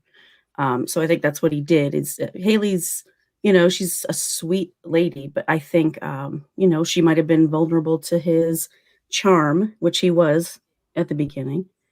And then she ended up having a child with him, and he turned into a totally different person. He was just controlling, she said, very manipulative. And then, of course, he went to prison for identity theft and all the other white collar type crimes that he was charged with. I'd have to go look at the list again, but there was a bunch of them. But Yeah. that's when he couldn't get deported because Nigeria wouldn't take him back, which I didn't know was even possible. I didn't either. I was telling my husband about it, and he was like, what? I said, Right. yeah, I'm just reading this, and I did verify it through another article that they're having to send thousands, because they can only detain them for so long, which, I mean, I get that. We all do have basic human rights, and you can't just indefinitely hold someone when their own country refuses to let them back into their native country. But it's just the problem that I have is that this this man had all of these rights in a United States court, being an illegal immigrant, or just the fact that they don't listen to the child. And I understand. I've seen cases. I don't know if you followed. I couldn't stomach it, but the Sophie fiasco that unfolded on Facebook, Twitter, and YouTube. I did see some of it, yeah, but it started to look like maybe it wasn't as cut and dry as they Yeah. initially said, so I didn't wanna cover it. Yeah, that child was definitely abused, to there's different abuses, but she was exploited by her father. Right. And that's what bothered me, is everyone was looking at him like a hero, and I'm looking at him like scum of the earth. Right. That's Because kind a of where I man dropped off doesn't do following. that. You do not do that. You do not act like that. And that's what happens when these kids get caught as pawns in the middle of ugly divorces and spiteful parents. Haley was not that. You Right. can tell. She tried her best to get the system to do their job, and they didn't. No, they failed that little boy so badly, and no matter what she told them, they kept unsubstantiating DCS, the judge. They just ignored everything she said and said there wasn't enough evidence. But at the point where he says, "My dad is going to kill me," whether he was saying it as it could have been just a turn of phrase, but it sounds now like he really thought that might happen. My You thing know, is, and for him to say that, I heard on when she was speaking with you on your podcast, that her son told them what his dad did, right? Yeah, and they didn't believe him. when he would, hit him or whatever it was, Nakota would tell Yeah. the DCS workers, whoever was coming to interview him, but of course they tend to take the stance that, okay, it's possible that the mom coached him. That's a lot of the problem, is the family court system is so weirdly skewed. They don't listen to the child, but there They is a don't. lot of that where the child is coached. We have to find a way to kind of figure out, some kind of forensic interviewing or something. I was helping out a woman in July from Indiana who was in the middle of a custody battle, which I'm most likely never going to get involved in again. But in this case, I really felt she was absolutely telling the truth. She was very afraid of her ex, and her son was abused by him. And the judge was absolutely against her, no matter what she did, no matter what she said. He refused to give her a single bit of leeway. If she had to miss a hearing because she didn't have a lawyer, it didn't matter. He was having the hearing anyway. It was to the point where she thought that the next court date, she was going to lose custody to this abusive man, and she ended up taking her son's life and her own. It was very traumatic, obviously, and Wow. it's not the way to go, obviously. I mean, that's going to be that was her last resort, unfortunately. She would rather do that than subject the child to another several years with that man. Right. It's such a difficult decision to make. I've had a very close friend that has a very spiteful ex who will take any little step to make her children think that she's not a good mother, that she's, forgetful, it's all her fault. And when you start fighting back against a person like that, the child loses. At least when one parent can be the bigger parent, and I think that's what she tried to do, which drove this bastard crazy. And she finally was like, I mean, that pissed me off so bad. She had to make him miss his games on Saturday. Right. And that his own dad didn't want him to go to his last baseball game. Like, are you kidding me? What father does that? Exactly. All because he was going to be late. It's not like he wasn't coming. He was just going to be a little bit late. Right.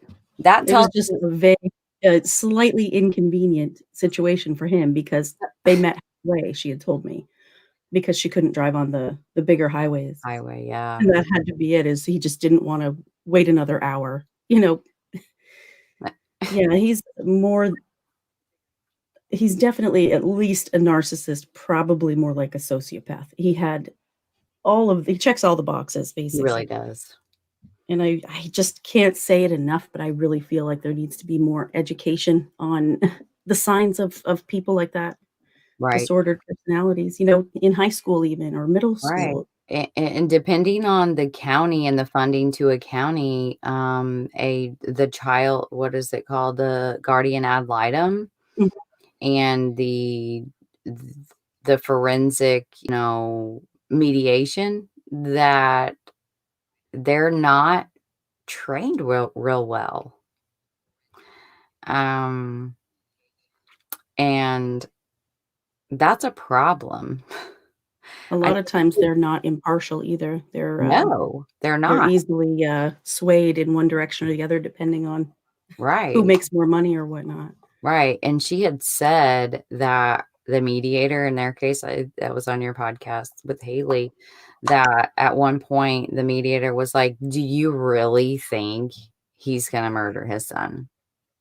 And she "Do said you really yes. think?" And she said yes. And then what did he do? He was like, "Okay, here's what we're going to do. Meh. Yeah. Let's just put everything in the past. You both agree to put everything that's happened in the past and leave it in the past. And then everything's going to be great from here on out. You're just going to learn to work." Like, Yeah. who is It's that just idiot? Let's fire him. infuriating. What the fuck? God. Yeah. And if she didn't send him, that was jail for her. She was threatened with Yes. going to jail if she just didn't follow the court order, even though her son Mhm. had just said, "My dad's going to kill me." And I know. Faced with that decision of, okay, do I put assessing the threat and deciding, like, okay, if I don't send my child, I know that he is going to take me to court. Mhm. The judge is going to find me in contempt, and he's going to be given all access to my child until something bad happens. Right. So you have to make the impossible decision of, do I send them every other weekend like they're making me because they don't listen and they take forever to make a decision? Or do I just say, F you, I'm not going to do it. He's not coming. And Yeah. you know what I'm saying? Like, Exactly. There was no people don't good understand decision. that. She has an older daughter as well, and what good would she do from jail, for either of her kids? Right. And the risk to her son, if he lived with his dad full time. Yeah. And unfortunately, she just underestimated that immediate threat, which Right. is not even her fault in the slightest. It's unimaginable. I can't. I've done so many of these stories, and they never fail to just leave me breathless. I can't believe that people are capable of this. Yeah.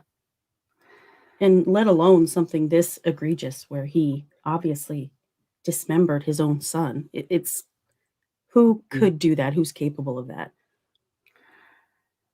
Yeah. Uh, I did the brain matter. Right. I wonder if I don't know what tools he used. Right. But I wonder about, I don't even want to get too detailed, but Mhm. I'm sure he did take this poor kid apart. We Right. don't know where, what parts of the body he actually disarticulated, but that's what makes me think. When he said, "I made sure he was dead," Right. that made me think he might have possibly hit him with something. Yeah. I mean, that's the only thing I can think of without getting even more graphic. Yeah.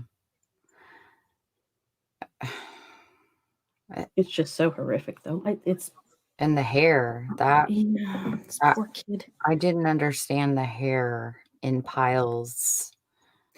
Yeah, I don't know how much hair. I know there was some, but I don't know if maybe it was just, from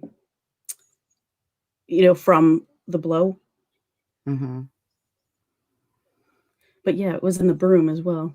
Right. And I don't know. There was just something odd about that. And at first I was kind of like, well, he probably hit him in the head. And then I got to wondering, like, usually dismemberment would not include cutting the skull open. Right.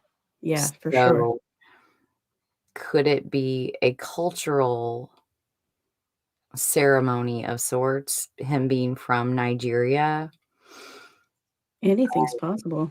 I ran out of time to really look into that to see. I mean, I'm not saying that is like I I just have a mind that has to try to understand everything Hmm.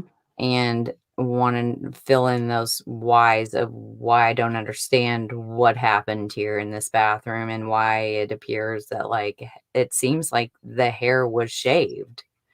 That's really possible. And you know what? That's a lot of times parents, awful parents, but will use it as a punishment.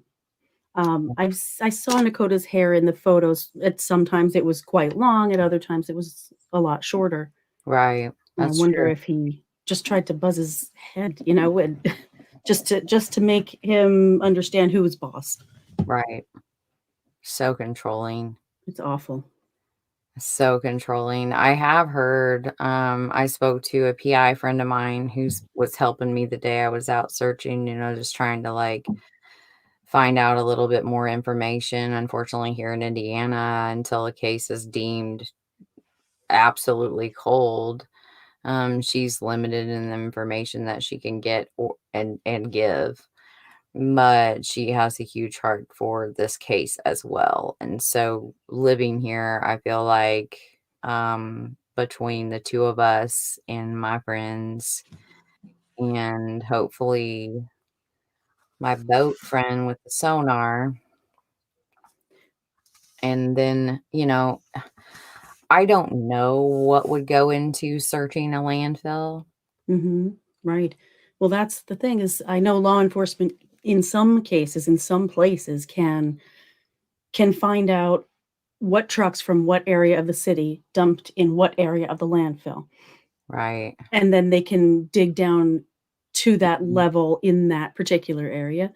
Yeah. But we don't know if he took the bags to a different area. How far Right. did he go in that time, like you said, we don't know What? exactly what dumpster he put the rest of them in, if he did at all.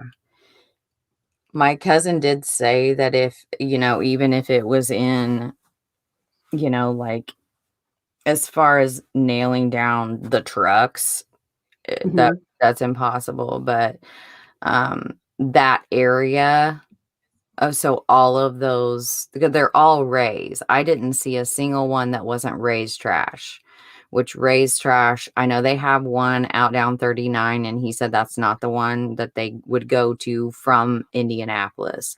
And so it's one of two other ones, but it's that transfer station that he said is what's going to cause the problem, is because all of the dump trucks dump there, and then they load them into semis, and then they take them to one of those two dumps. You see what Okay, I'm so it's saying? really just like they shuffled all of the garbage. So it's not like one dumpster is going out and then you could go and find out where that particular dumpster went and dumped the trash in the landfill, because you have that transfer station in the middle. Okay.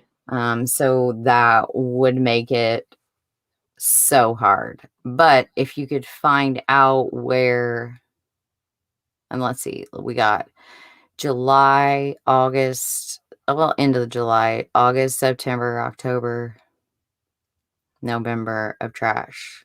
Right, 4.5 months. I can't Can you even think if imagine? they would be willing to even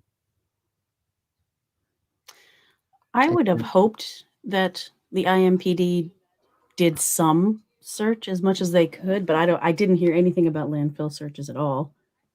Yeah, and I mean, I live here in Indiana. I don't know. I know Lake does. Um, I don't think, and then Bantry, share. Have any of you guys heard of any searches? I know that we saw some weak ones at that, but on the news for Amaya, there was extensive coverage of the search for Abby and Libby in Mhm. Delphi. But I saw nothing. Like I don't know. I just missed it. I don't know, but like I don't remember any local coverage. But this is Indianapolis. It's a different callousness that seems to come with living in Indianapolis, Marion County. So, especially in that area, it's a particularly um,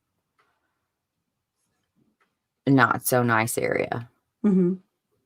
And there's a lot of callousness in that area Oh, between law enforcement and um, I think it just probably feels hopeless, you know. yeah. And these kids are in these situations that I, I think it'd be hard to be an officer and a DCS worker as well. And I feel bad for them in these situations. I think a lot of time they're stuck by the slow tape of justice and bureaucracy as well. And I have to plug my computer in before it dies. I'm gonna grab it.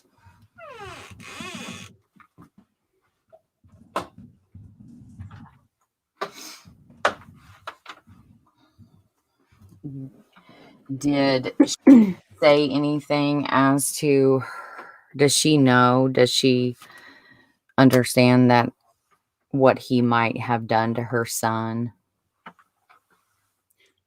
Does she know what he might have done? Yeah, as far as No, I don't think she has the beginning of a clue, actually. really. Yeah, I know they've been broken up for quite a while. I want to say Nakota was born in 2010. I think 2012 or early 2013, somewhere in there. So she's Okay. not really close with him, so she doesn't know, much more than being abused by him continually. So she is unaware of the possible dismemberment. No, I think she is aware of that. Yeah, she does know about the crime scene. Mhm. I don't think she definitely seems to try not to think about it as much as she And can, which I yeah, totally understand. absolutely, and accept it. Right, It's hard to accept that someone that fathered your child is capable of that. right. Um, That's the hard part is knowing that you chose that person at one point, and you could have no idea at the time, but they show their true colors. Once you're in a relationship like that, they will trap you, mm. and then they'll show you who they really are. Oh yeah, and it happens so. It's that manipulative personality, and it happens so slowly that a lot of people think, oh, you have to have been abused as a child, or just like completely dumb, or blind to what's going on, or just want to be treated that way. Right, But manipulation is slow. It's conniving, and smart people, well-educated people can be the victims of that just as easy as anyone else. yeah, And before you know it, you're like, what? And they're really good. Those pathological liars, those pathological manipulators that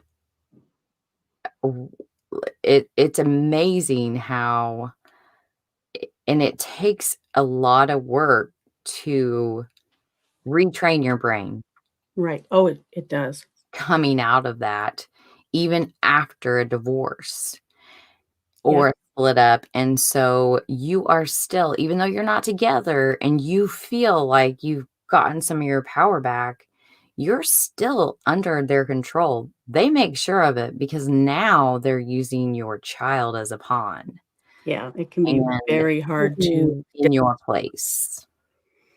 I I unfortunately have personal experience with that, and yeah, it took a few years of therapy to change everything, to Yeah. and a restraining order. So it really Yeah.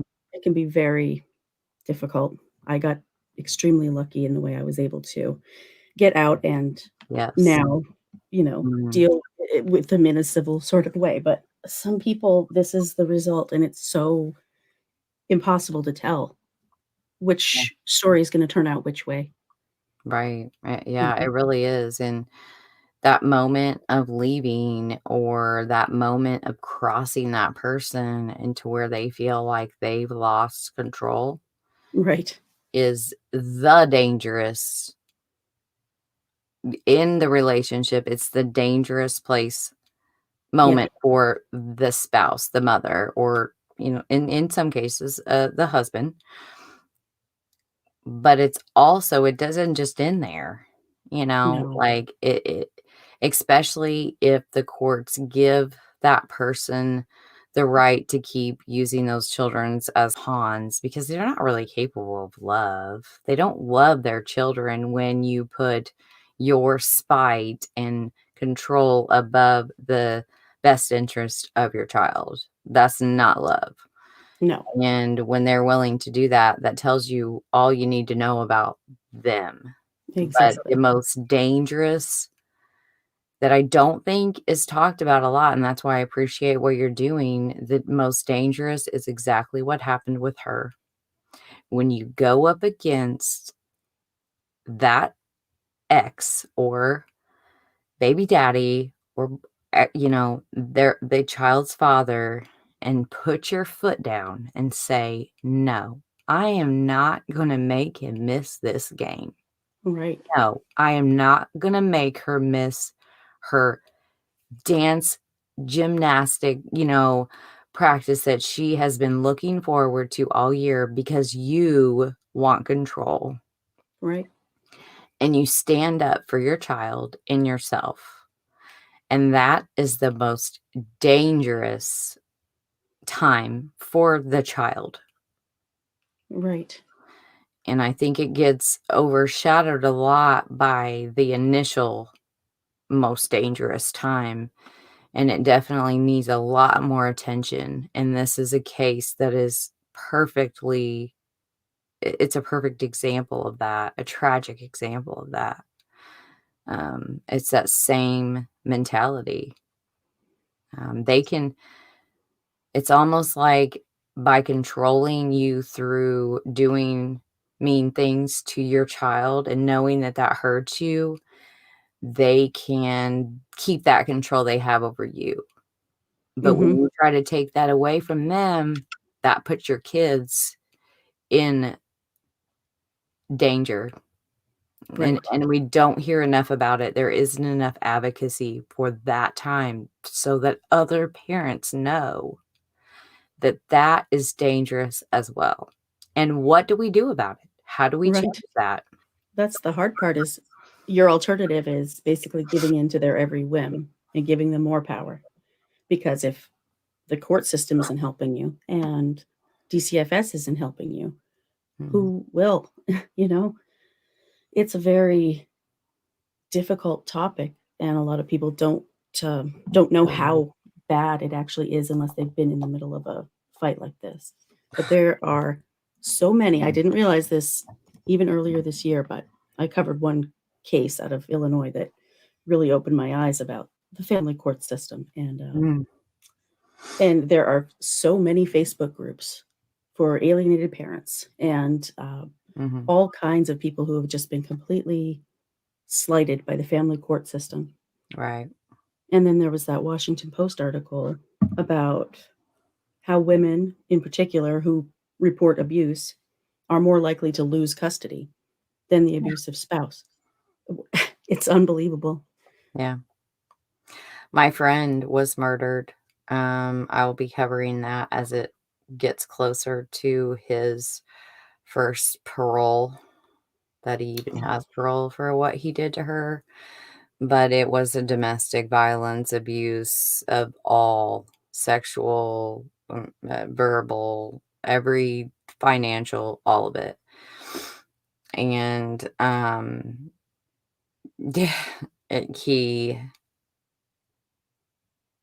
that is going to be a hard one for me to cover, but it's so important. Yes, it's solved, but it is so necessary of bringing attention to. And what, oh my gosh, the reason I'm doing it is because the media did the shittiest job of covering it. They blamed the victim, Oh, I hate plain and that. simple.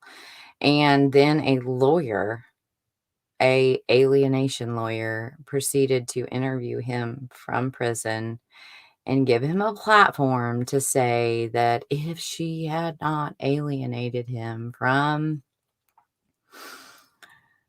his children, she'd still be alive today. Great. And he's up for parole? Yeah, he will be. Mm. In I'm getting two cases confused. So I think it's either 2023 or 2026. I'll have to look. Unbelievable. But as it gets closer, I'm gonna blast it, and he'll probably get out, and I will probably be stalked. Like, I may have to move because Well, he's a true psychopath. But there are those cases where the parent, that is claiming alienation is just a flat out liar, and they have got to learn to tell the difference. Right. Between the truly alienated on no grounds versus the ground. Right. This isn't alienation. This isn't parental alienation. This is parental protection. Yeah. This guy is exactly like, old whatever the hell his name is. He's got like 55 names. Anthony Dibiah. Did I even say it right during the whole podcast? I think it's Dibiah. I'm pretty sure that's how I pronounced it. I kept saying, I get my B's and D's, and I kept saying Bediah or Dibiah. And I was like, I gotta get this right. But He didn't even have his own name right, so it didn't matter. but his thing is instead of taking it out on the child, he murdered her in the bed with her children. Oh my God. And not just like, he mutilated her body, tore out her breast implants. My God. There was nothing left. They wouldn't even allow her mother to hold her hand. That's how bad her body was, through a covered sheet, because there wasn't really anywhere on her. And these two little girls, 10 and 8, Oh my God. were in the bed with their mommy, and they were getting ready to be free. We worked together as a team, she was my coworker, and it came down to she put too much trash out on the curb. Wow. And he drove by like stalkers do, and he saw that and knew that she was probably leaving to go to Hawaii, where her family was from, and she had got permission from the court behind his back.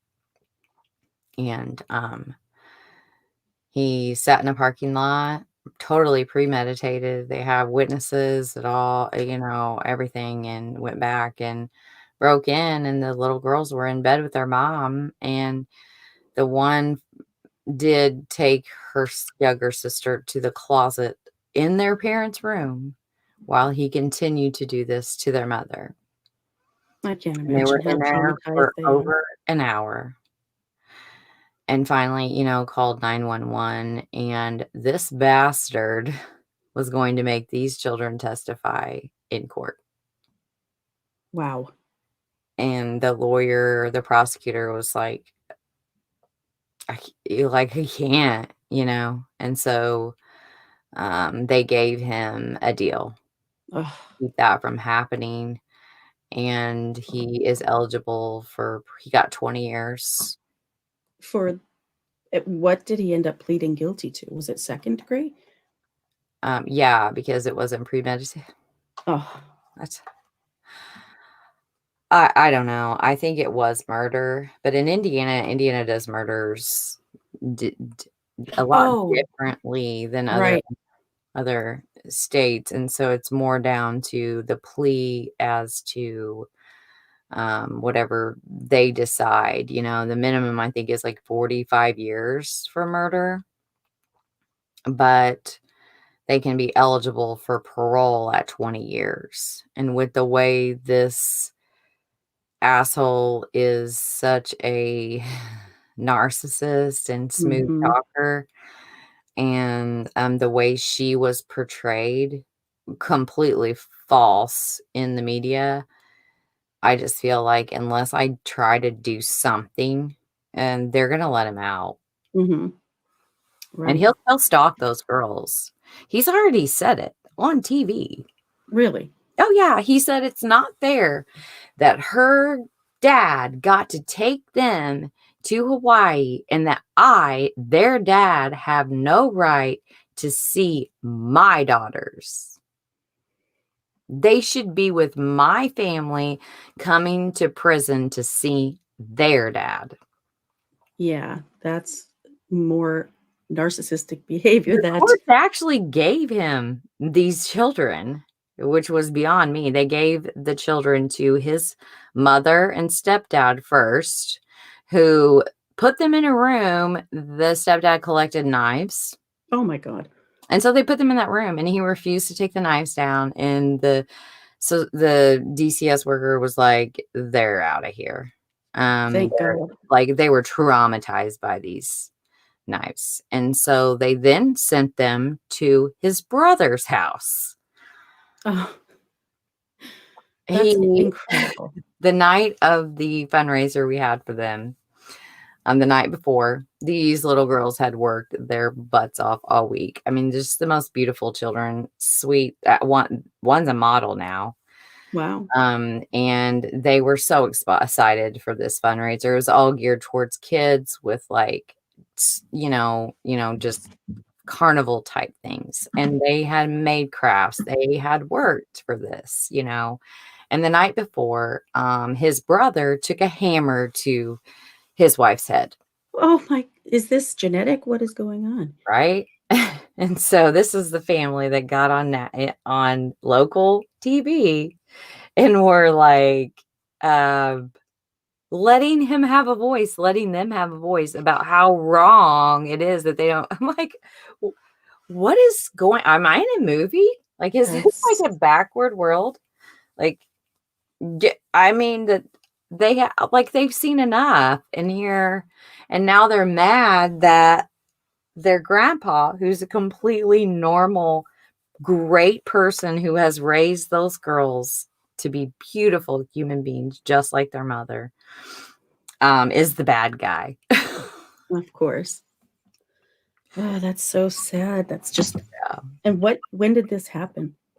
2008, 2007, 8. Wow. 2008, yeah.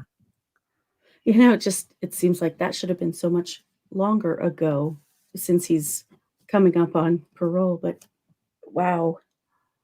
Yeah, right. Unreal. And he'll keep doing things like this. He won't stop.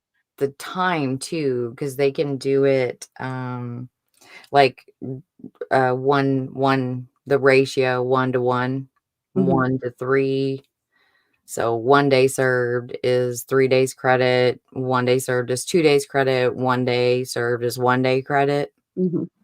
And so I'm assuming that is what's playing a factor. I need to look it up again because I have so many cases that I want to do that on. With the paroles, I could be totally off on when he is eligible, but I know it might be 2030. Now that I Well, think I about hope it, so. I think 2026 was Robbie Chambers. Okay. So yeah, I'm sorry. I think I am mistaken on that. That's why I wanted to wait. But Even so, it's too soon. Any time is too soon. yeah, that's 9 years. Should Right. be out. They'll be having their first children by then. Mm-hmm.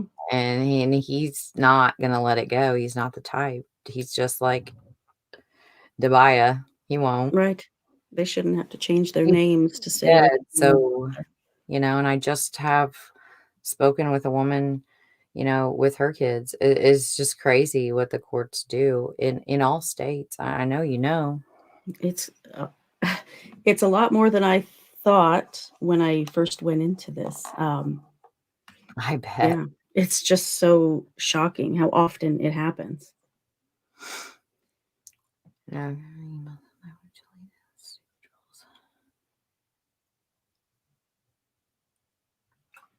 Oh. Looks like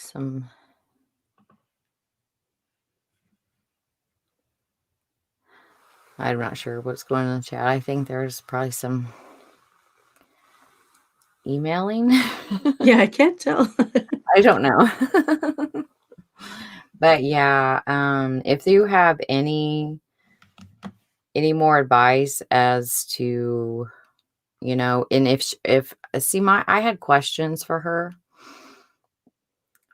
for Haley, because I do feel like this is a vindictive prick.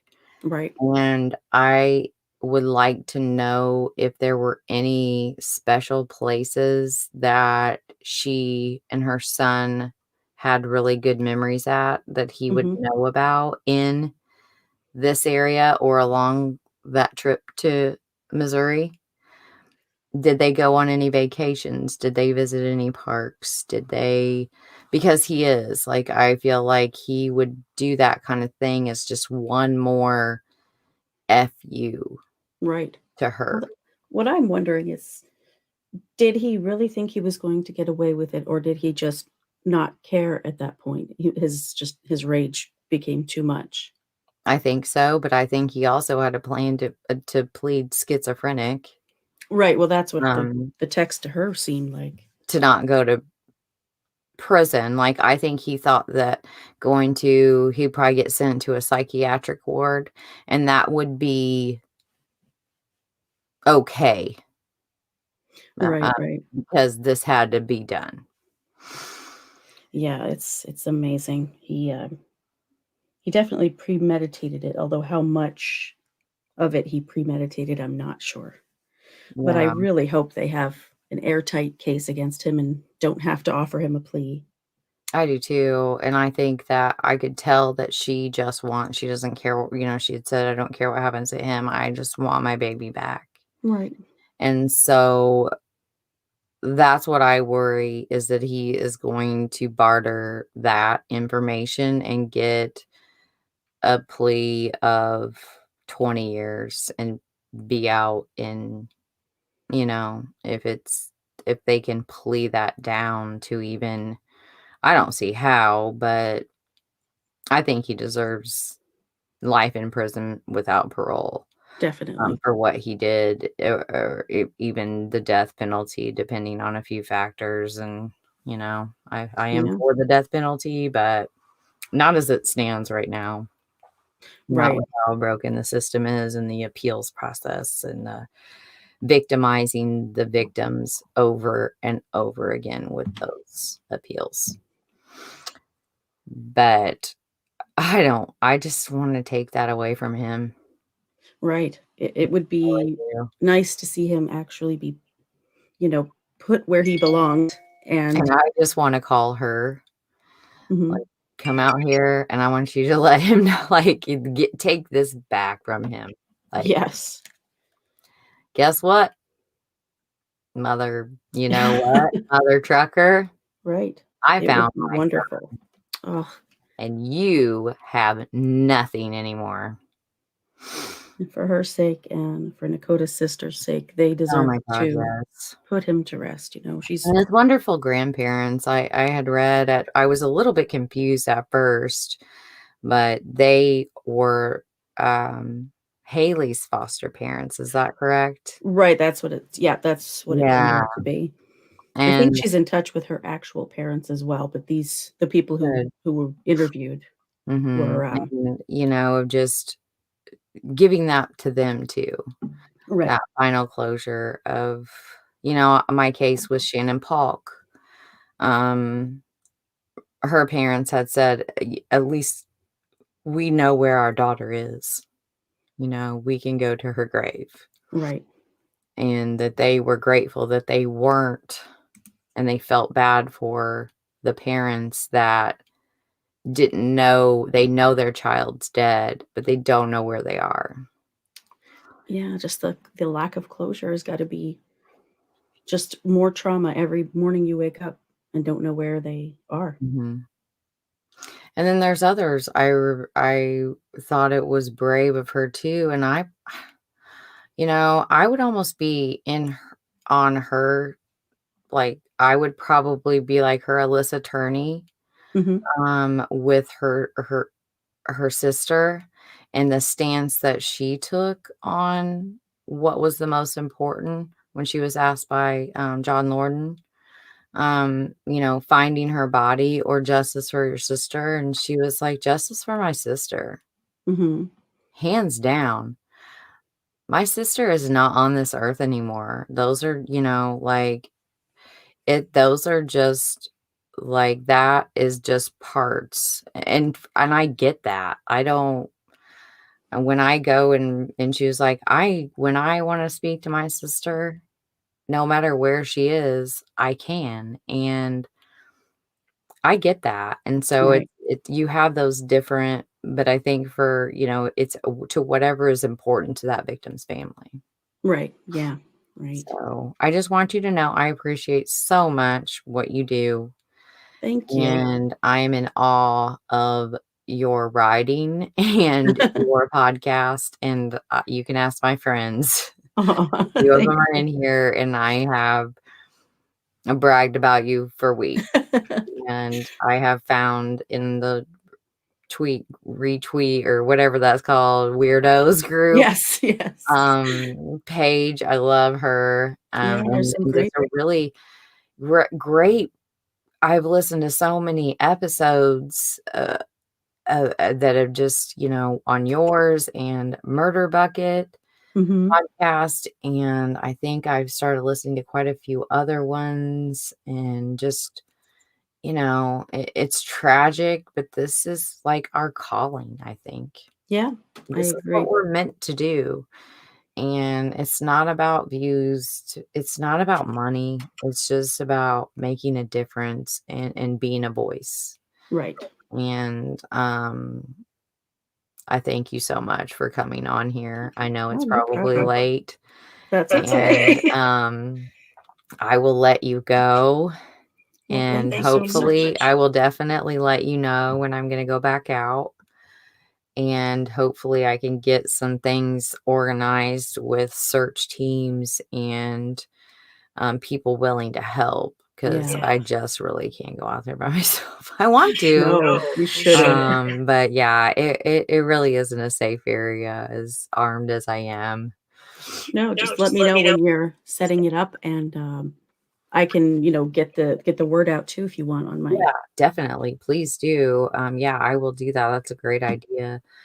And, even if we are coordinating, I know they had a vigil in Mhm. Wabash. I kind of thought about having a vigil in um, Westlake. There's a lot of neighbors there I would like to talk to. I Um, bet, yeah. and I think that the information that they could help us with would be very valuable. And like having a presence there and a vigil for him there would be a good thing to get them involved, his community involved. He Yeah. had to see. they had to see that something wasn't right I'm with sure. the boy and his dad. It sounds like he wasn't shy about telling anyone who would listen. Mm-mm. And so, yeah, I think that would be a good place to start too, of just going around. And I wanted to, it was just, I was kind of getting looks like, who are you? Like, what are you doing in here?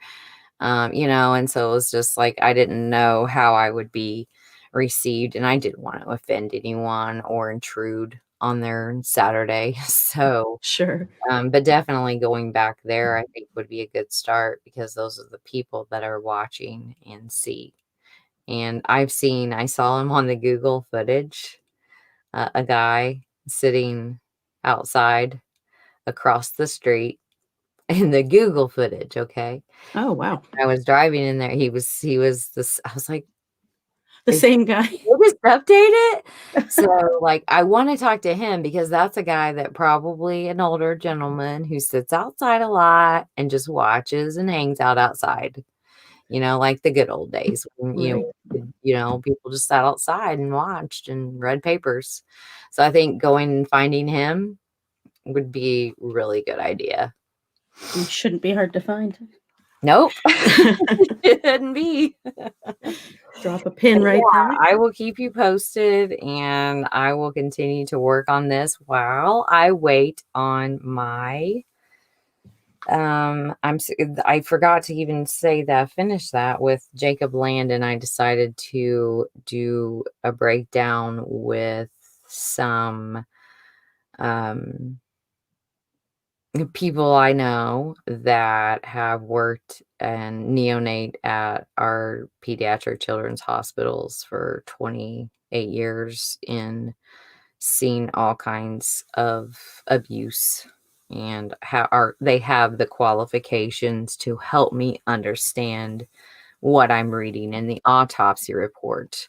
Oh, I good. know he had a lawyer, which was super helpful, and so I feel like them explaining the injuries, because to me they frankly just don't make sense, that they could come from a 6-year-old. No, just And it's just dropping him. illogical at all. But I want to substantiate that with credible professionals. And Yeah, so that's that's what I'm good. going to try to do. So it's a really, really big file. Oh, So yes. Take some time with that one. Eric, I'm working on it, and it's probably going to be a while, because they work full time and I can't pay them. They know it, even though they love me. It's probably going to take a minute, but I feel like it's the best thing that I could do, because no one can top your coverage, and definitely not top his. I mean, Yeah. the raw beauty and just the tragically beautiful oxymoron of it, but their emotion, you just can't get that. And so this is what I feel like I can offer him. And so I'm excited for that and what's to come. And I know I'm excited for your next episode, because I'm all caught up. Oh, wow. And every time I go back and check, it's like, you're all caught up. Every Tuesday. Every Tuesday. Okay, wow. You get one out every Tuesday. I'm not good. I only missed 1 week when I lost my voice over the summer. I've had the hardest time. I had COVID. Oh, no. And I think it was like a side effect of that, but it caused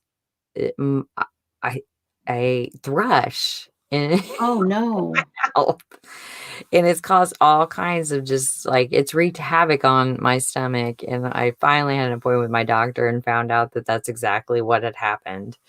And so I'm finally almost through my medication. But, when you're recording and your mouth is like, right. It drives me nuts. I can't do it. And so it's like record, delete.